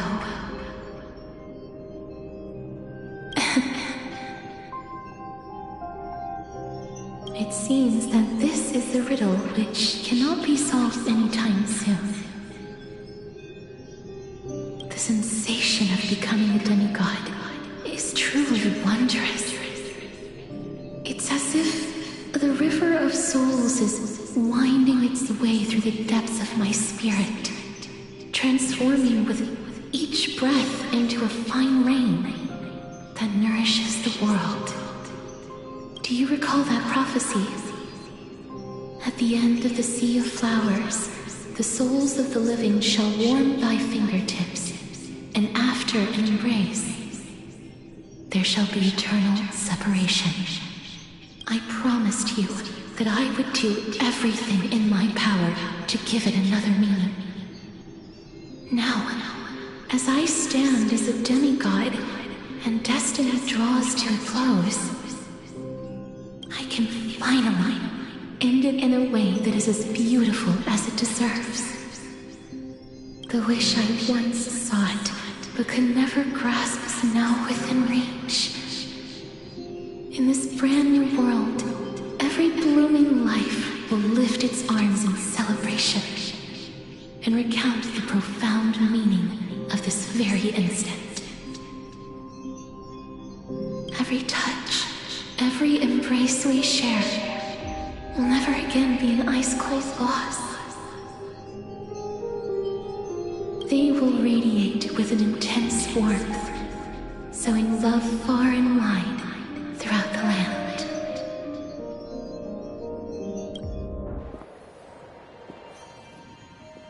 The other shore is very cold.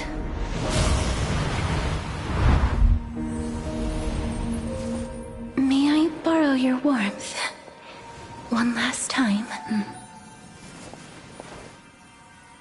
Thank you for fulfilling this wish of mine. The place I'll be going to is what humans call the Land of Sorrows. But with this heartbeat and the residual heat of this embrace, I shall turn the nether realm into a gentle place of rest.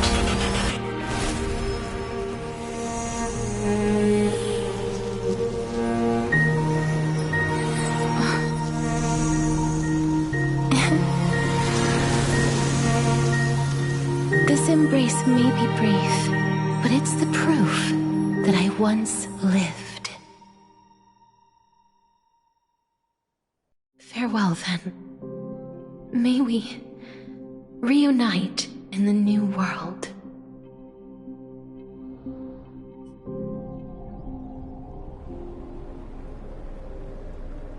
That grand and absurd performance was what you've been seeking your whole life? I gave up everything in search of truth. And it culminated in this very moment. You, on the other hand, performed as I expected. You did not hesitate when you saw the chance to attain power. It's as if you... crave power, like a fly craves rot. Those are your words, not mine. But what you said at the end... did you already know what I had planned for Thynan? I may have lost an eye, but my vision is clearer than anyone else. You've nearly exhausted your humanity. You're no different from my current state as a walking corpse. That's true. I've long since burned to ash over the past 1,000 years. Only he is capable of unleashing a raging fire that rivals our final great enemy, Aquila. So, this is our last chance. How about we let go of the bad blood between us? May I resonate with your core flame, Aglaya? Please do.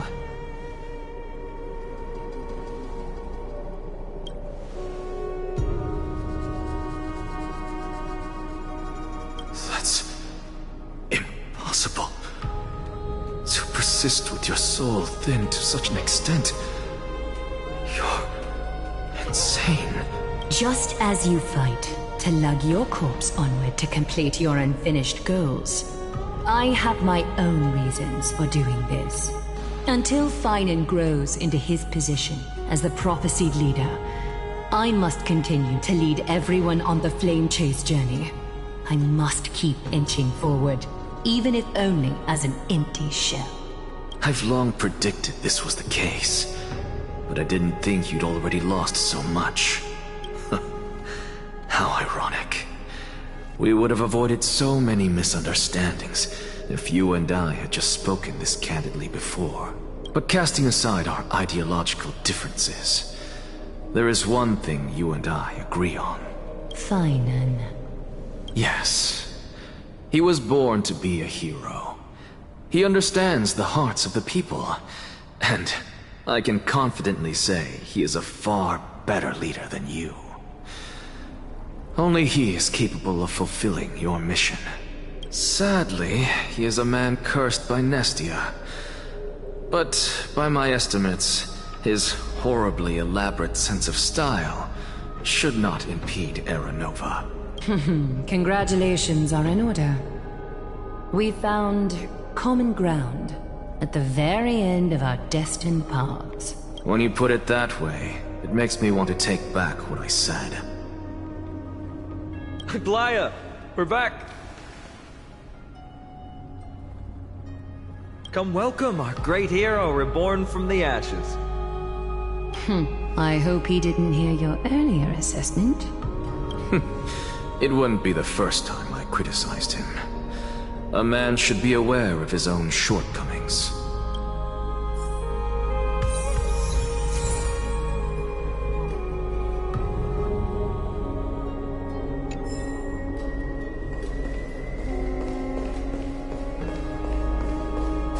I'm glad. But I don't see Castorice among your number. It looks like she not only helped me prove my theory, but helped you fulfill your mission as well.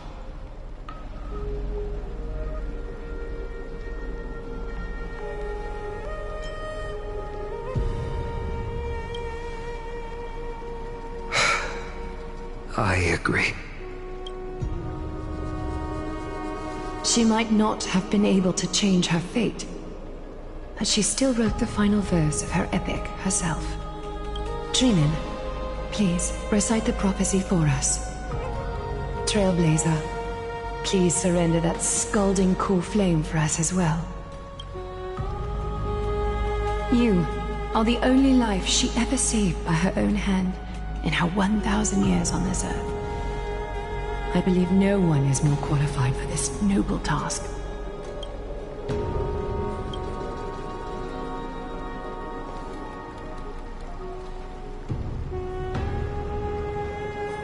O gods who have returned, and gods who are still watching, today we bring you a soul laid bare. The Hand of Shadow, Thanatos, remembered their name from the past. From daylight they came, and to their fragrant dwelling they return, to walk now among your ranks. And there was one who joined hands with the Titan, a traveler risen from the dead, and reborn among mortal kind. She is the everlasting night, and shall now proclaim in her good name.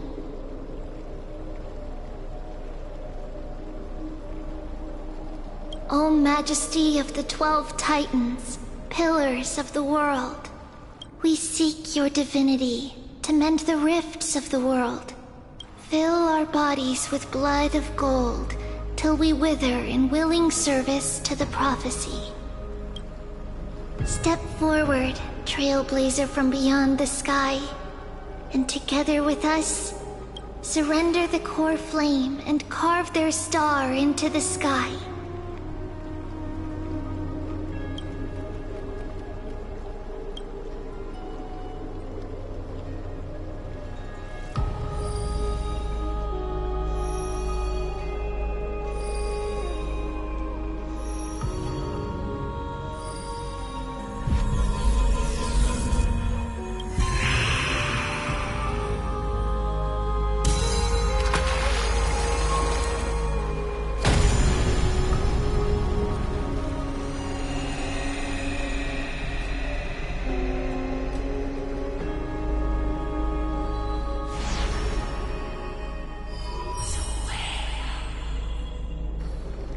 Constellation for death.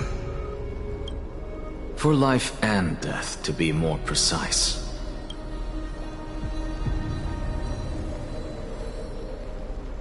Look!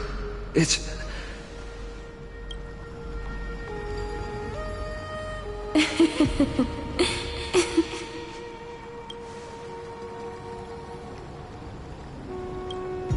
No, it's only a divine echo. I think she's here for the trial.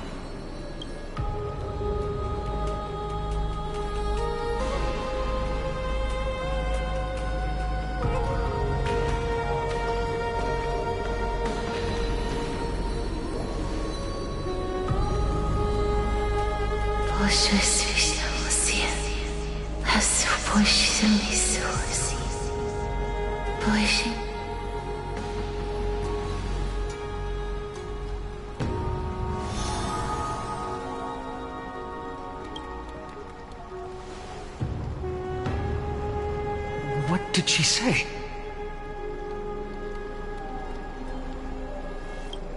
That's the language of the Titans.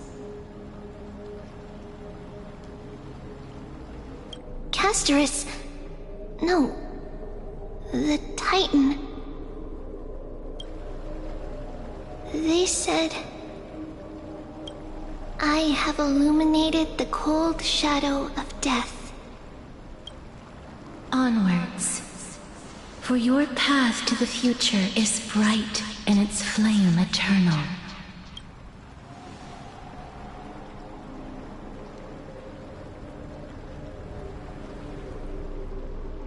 Do not forget.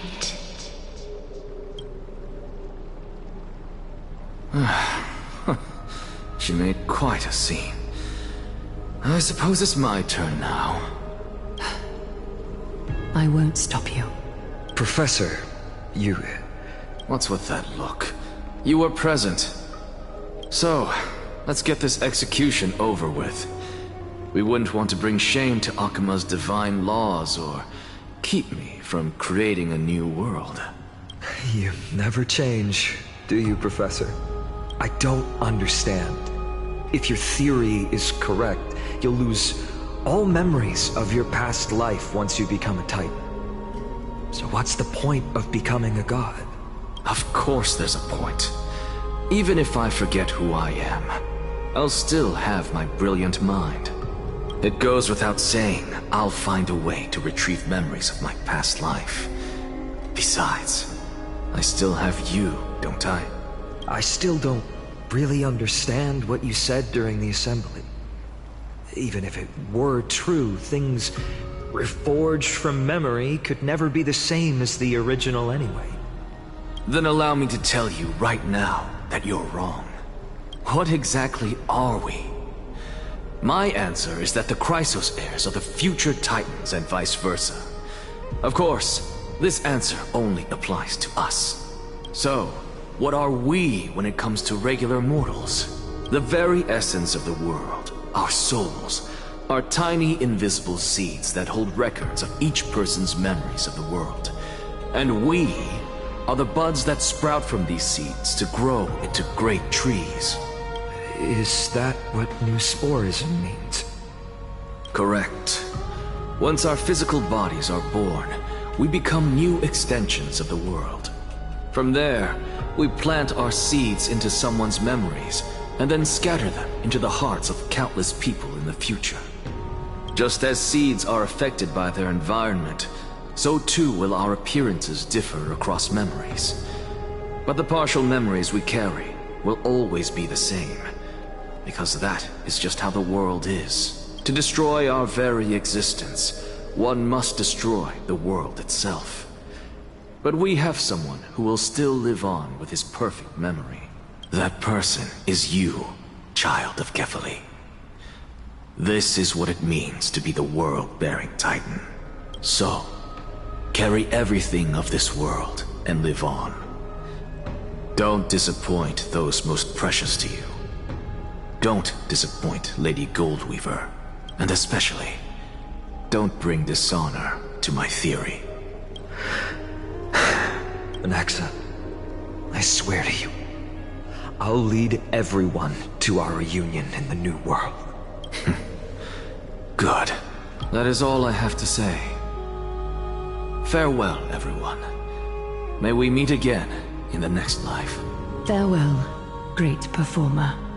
May Circes safeguard your thoughts.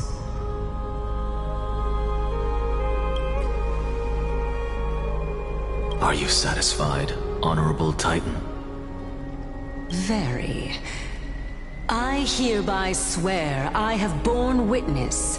Anaxagoras of the New Sporists and the Grove of Epiphany has successfully overcome the trial of reason. Thus, I shall confer upon you these words. You shall transcend the peaks of purity and return to corruption and hardship. Oh, so that's a god's prophecy. It sounds like you just rephrased my past, present, and future. Oh, Circes. Is that all you've got? Well, you've already transcended the peaks of purity, and you were never the type to give me any leeway. That is true. But I do still have one question. I knew it. What is it? Maybe we're thinking of the same thing. As you've so boldly stated, we and the world itself live on through the memories of others. If that is the case, whose memories did the very first new spore sprout from? How should I know?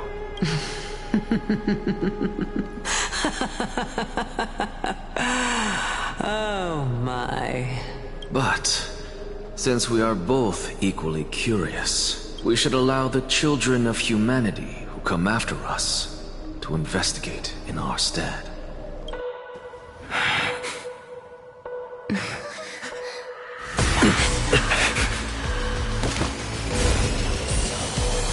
choice, Xerxes. I will sow the seeds of suspicion in the new world with your soul! And now, the objective is complete. That is all.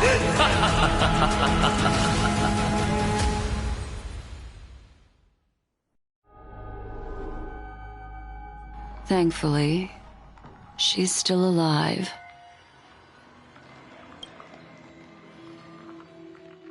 Was March 7th also in this condition when she was first rescued by the Express?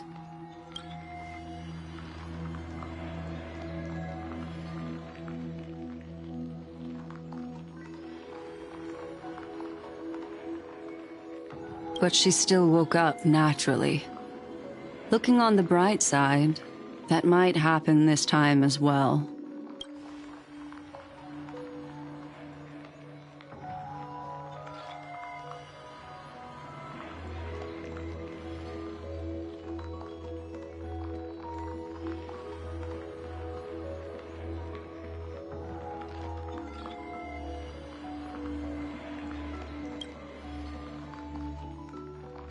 I do not have conclusive evidence, but judging by her current condition, perhaps March 7th's memories have been hijacked. Think about it, Miss Himiko. What will happen when someone loses their ability to remember?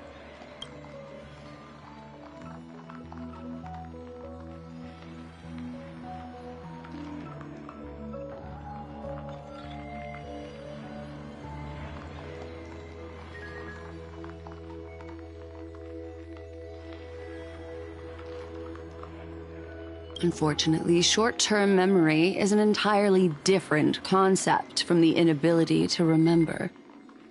Perhaps it is difficult for you to imagine, but an individual who has lost their ability to remember turns into nothingness. The belief of the Garden is that everything in this universe can be interpreted through memories. This is the driving force behind the continuance of this path. The past is made up of memoria, while the future is a possibility that will eventually be converted to memoria. But the present, it doesn't really exist, and it's only an abstract expression.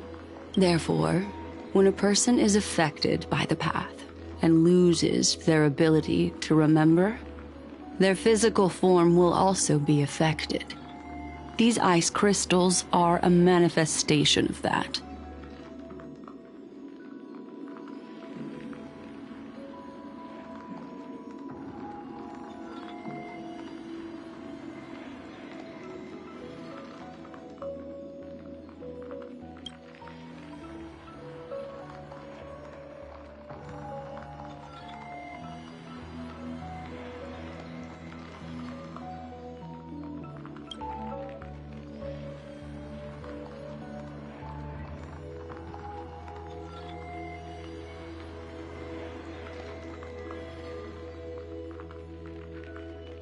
Is Miss Himiko suspicious of me?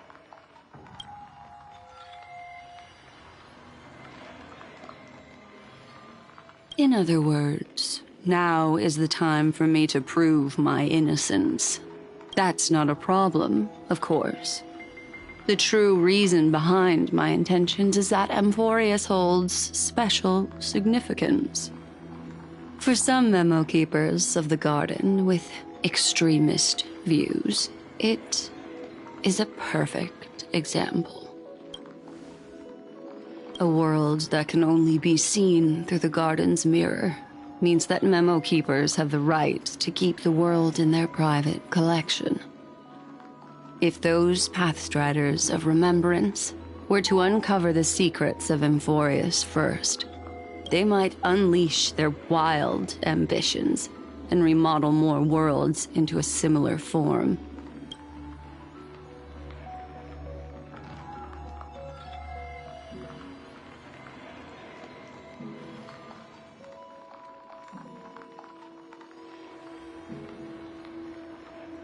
I chose to remain quiet before, because I did not want to involve you in the garden's internal conflicts.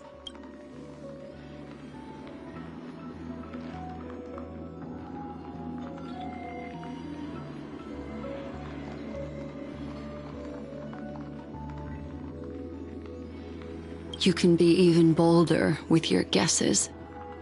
The people that I'm talking about, they aren't just individuals. They are an organization that has already attached itself to the pinky finger of Fu Li. I cannot be certain, but at the very least, they are capable of doing so. I am deeply sorry about what has happened to March 7th, but the deal that I propose still remains a fair one. Amphoreus is still an excellent destination, and investigating further might allow us to uncover the truth behind the accident. Miss Himiko, the wisest choice right now is for us to continue cooperating.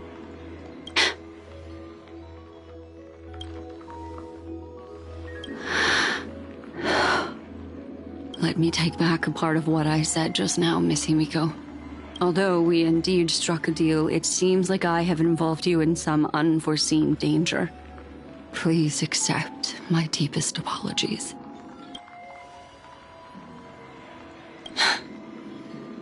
It's Fu Li. Their gaze has just swept across Amphoreus.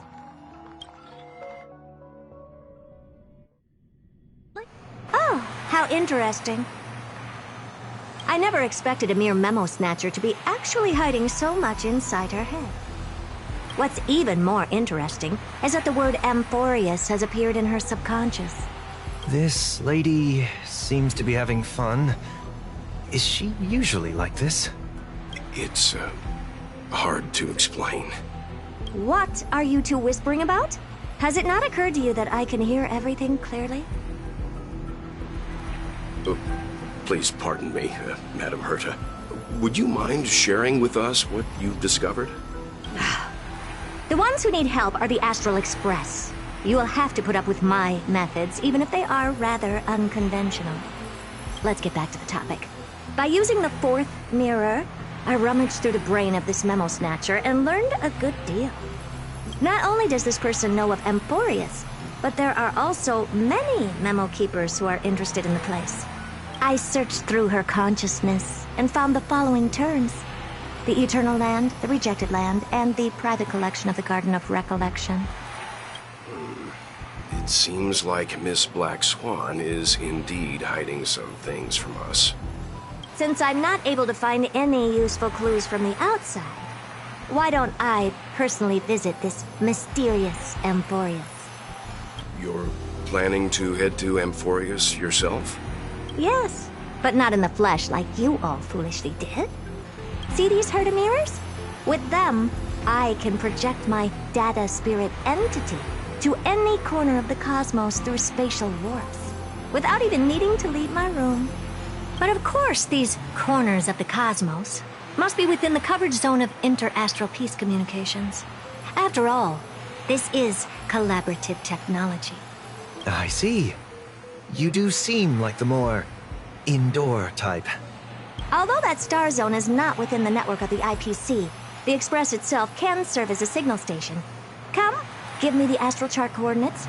Then, sit back and enjoy the show.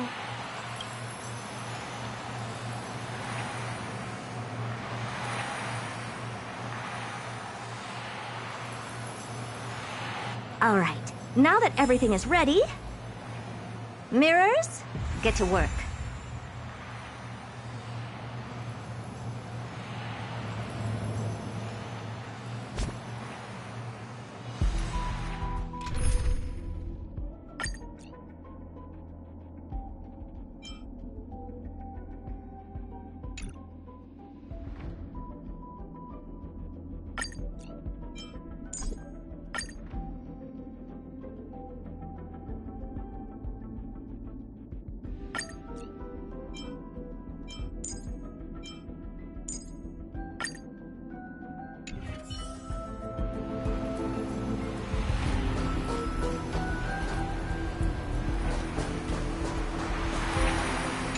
First mirror, input the coordinates. You'll be in charge of the spatial warp. As you command, Madam Herda. The preparations are complete. I wish you a pleasant journey ahead.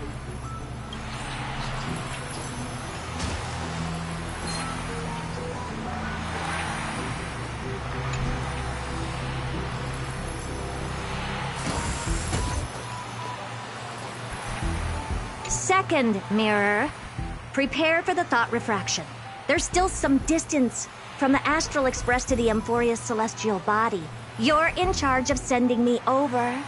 This time, raise the power to the maximum. Don't be stingy. Oh, okay. I won't fail the mission, Madam Herda.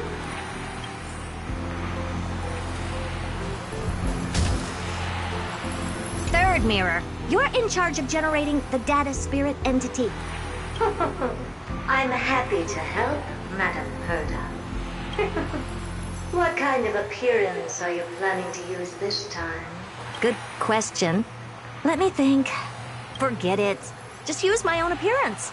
There's no one there that'll recognize me anyway. As you wish.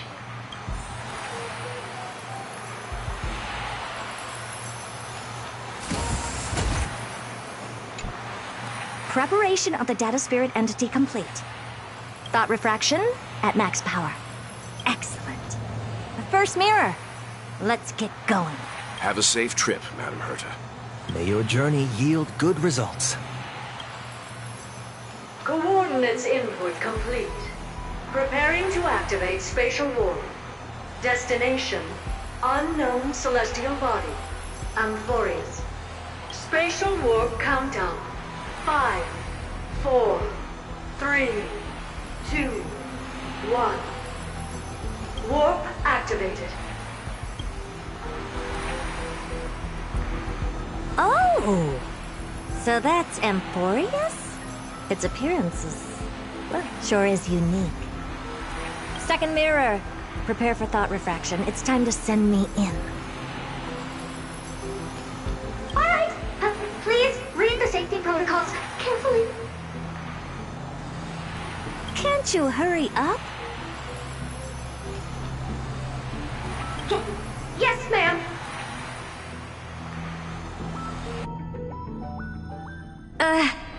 I didn't expect it to be so turbulent. I should have asked the second mirror to use slightly less power. Oh, what a magnificent sight! Is this the entrance to Amphoreus? Let's see.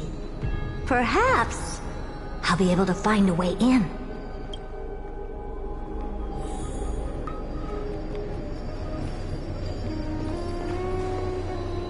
What's this? A statue? It's ugly. I don't like it.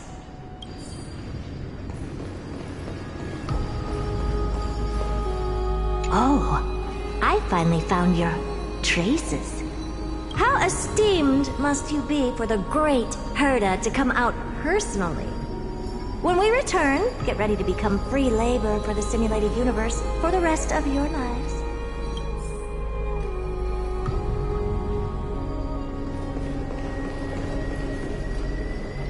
What's this? Oh, how creepy.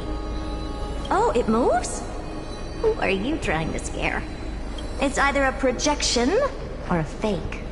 There doesn't seem to be much to take note of. Now then, how am I going to get into Amphoreus?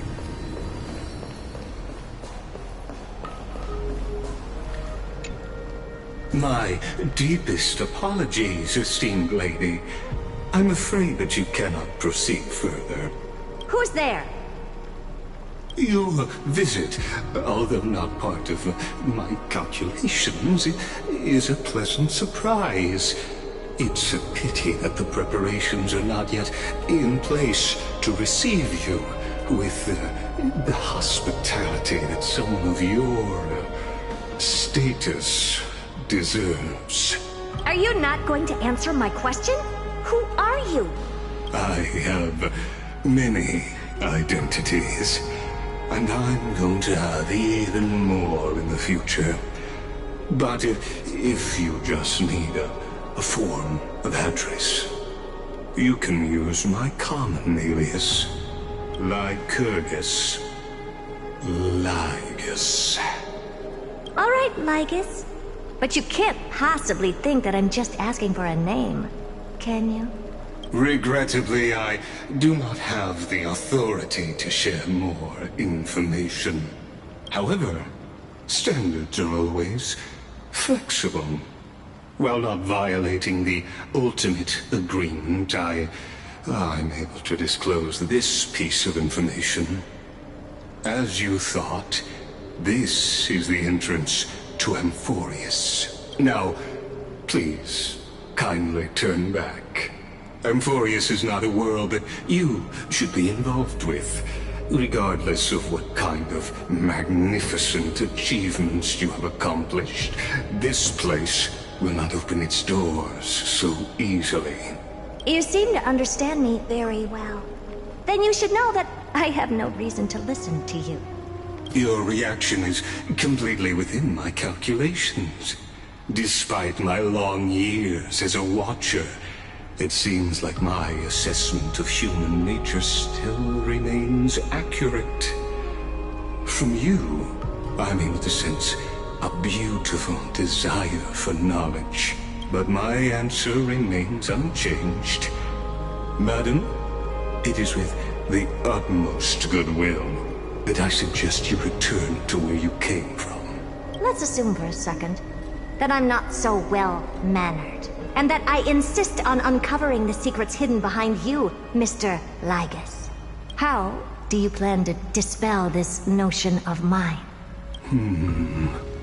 Within the scope of the ultimate agreement, there are 178,244 logic chains at my disposal to convince you. After filtering through them, I have determined that I only require 3 to attain the results that I desire. Oh? I'm all ears.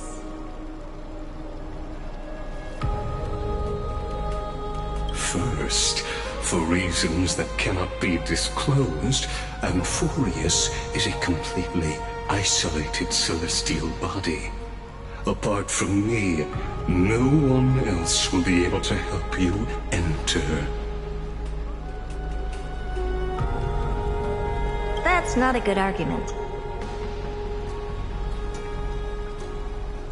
Second, if your plan is, as you've alluded to previously, to force me into cooperating by showing hostility, do know that, just like you, I have basked in the gaze of the erudition.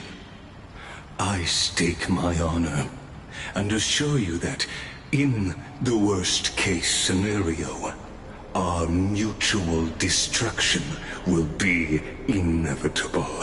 Oh, no wonder I couldn't find a back door.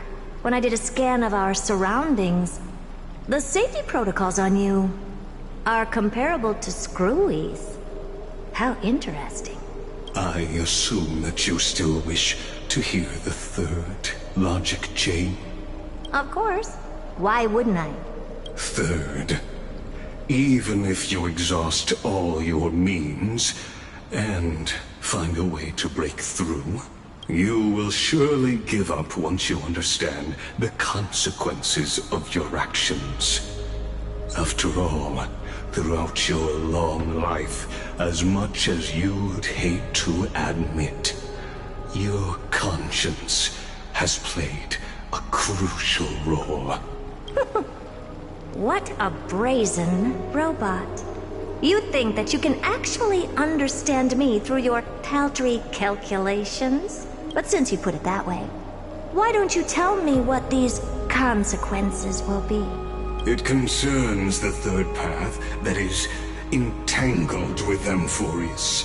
A path that you and your friends still very much lack understanding of. The destruction. So, if you ignore my warnings and persist in your ways, you will break the shackles of a Lord Ravager. And when that happens, their fury will engulf the cosmos.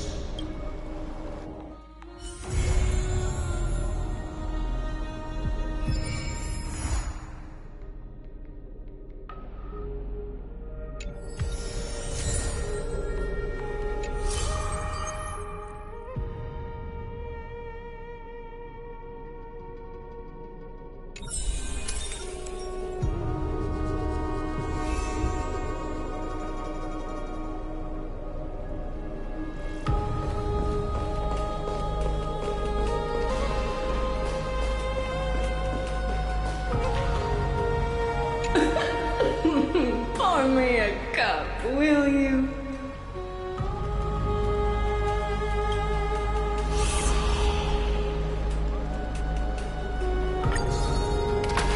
Hi, Goofy.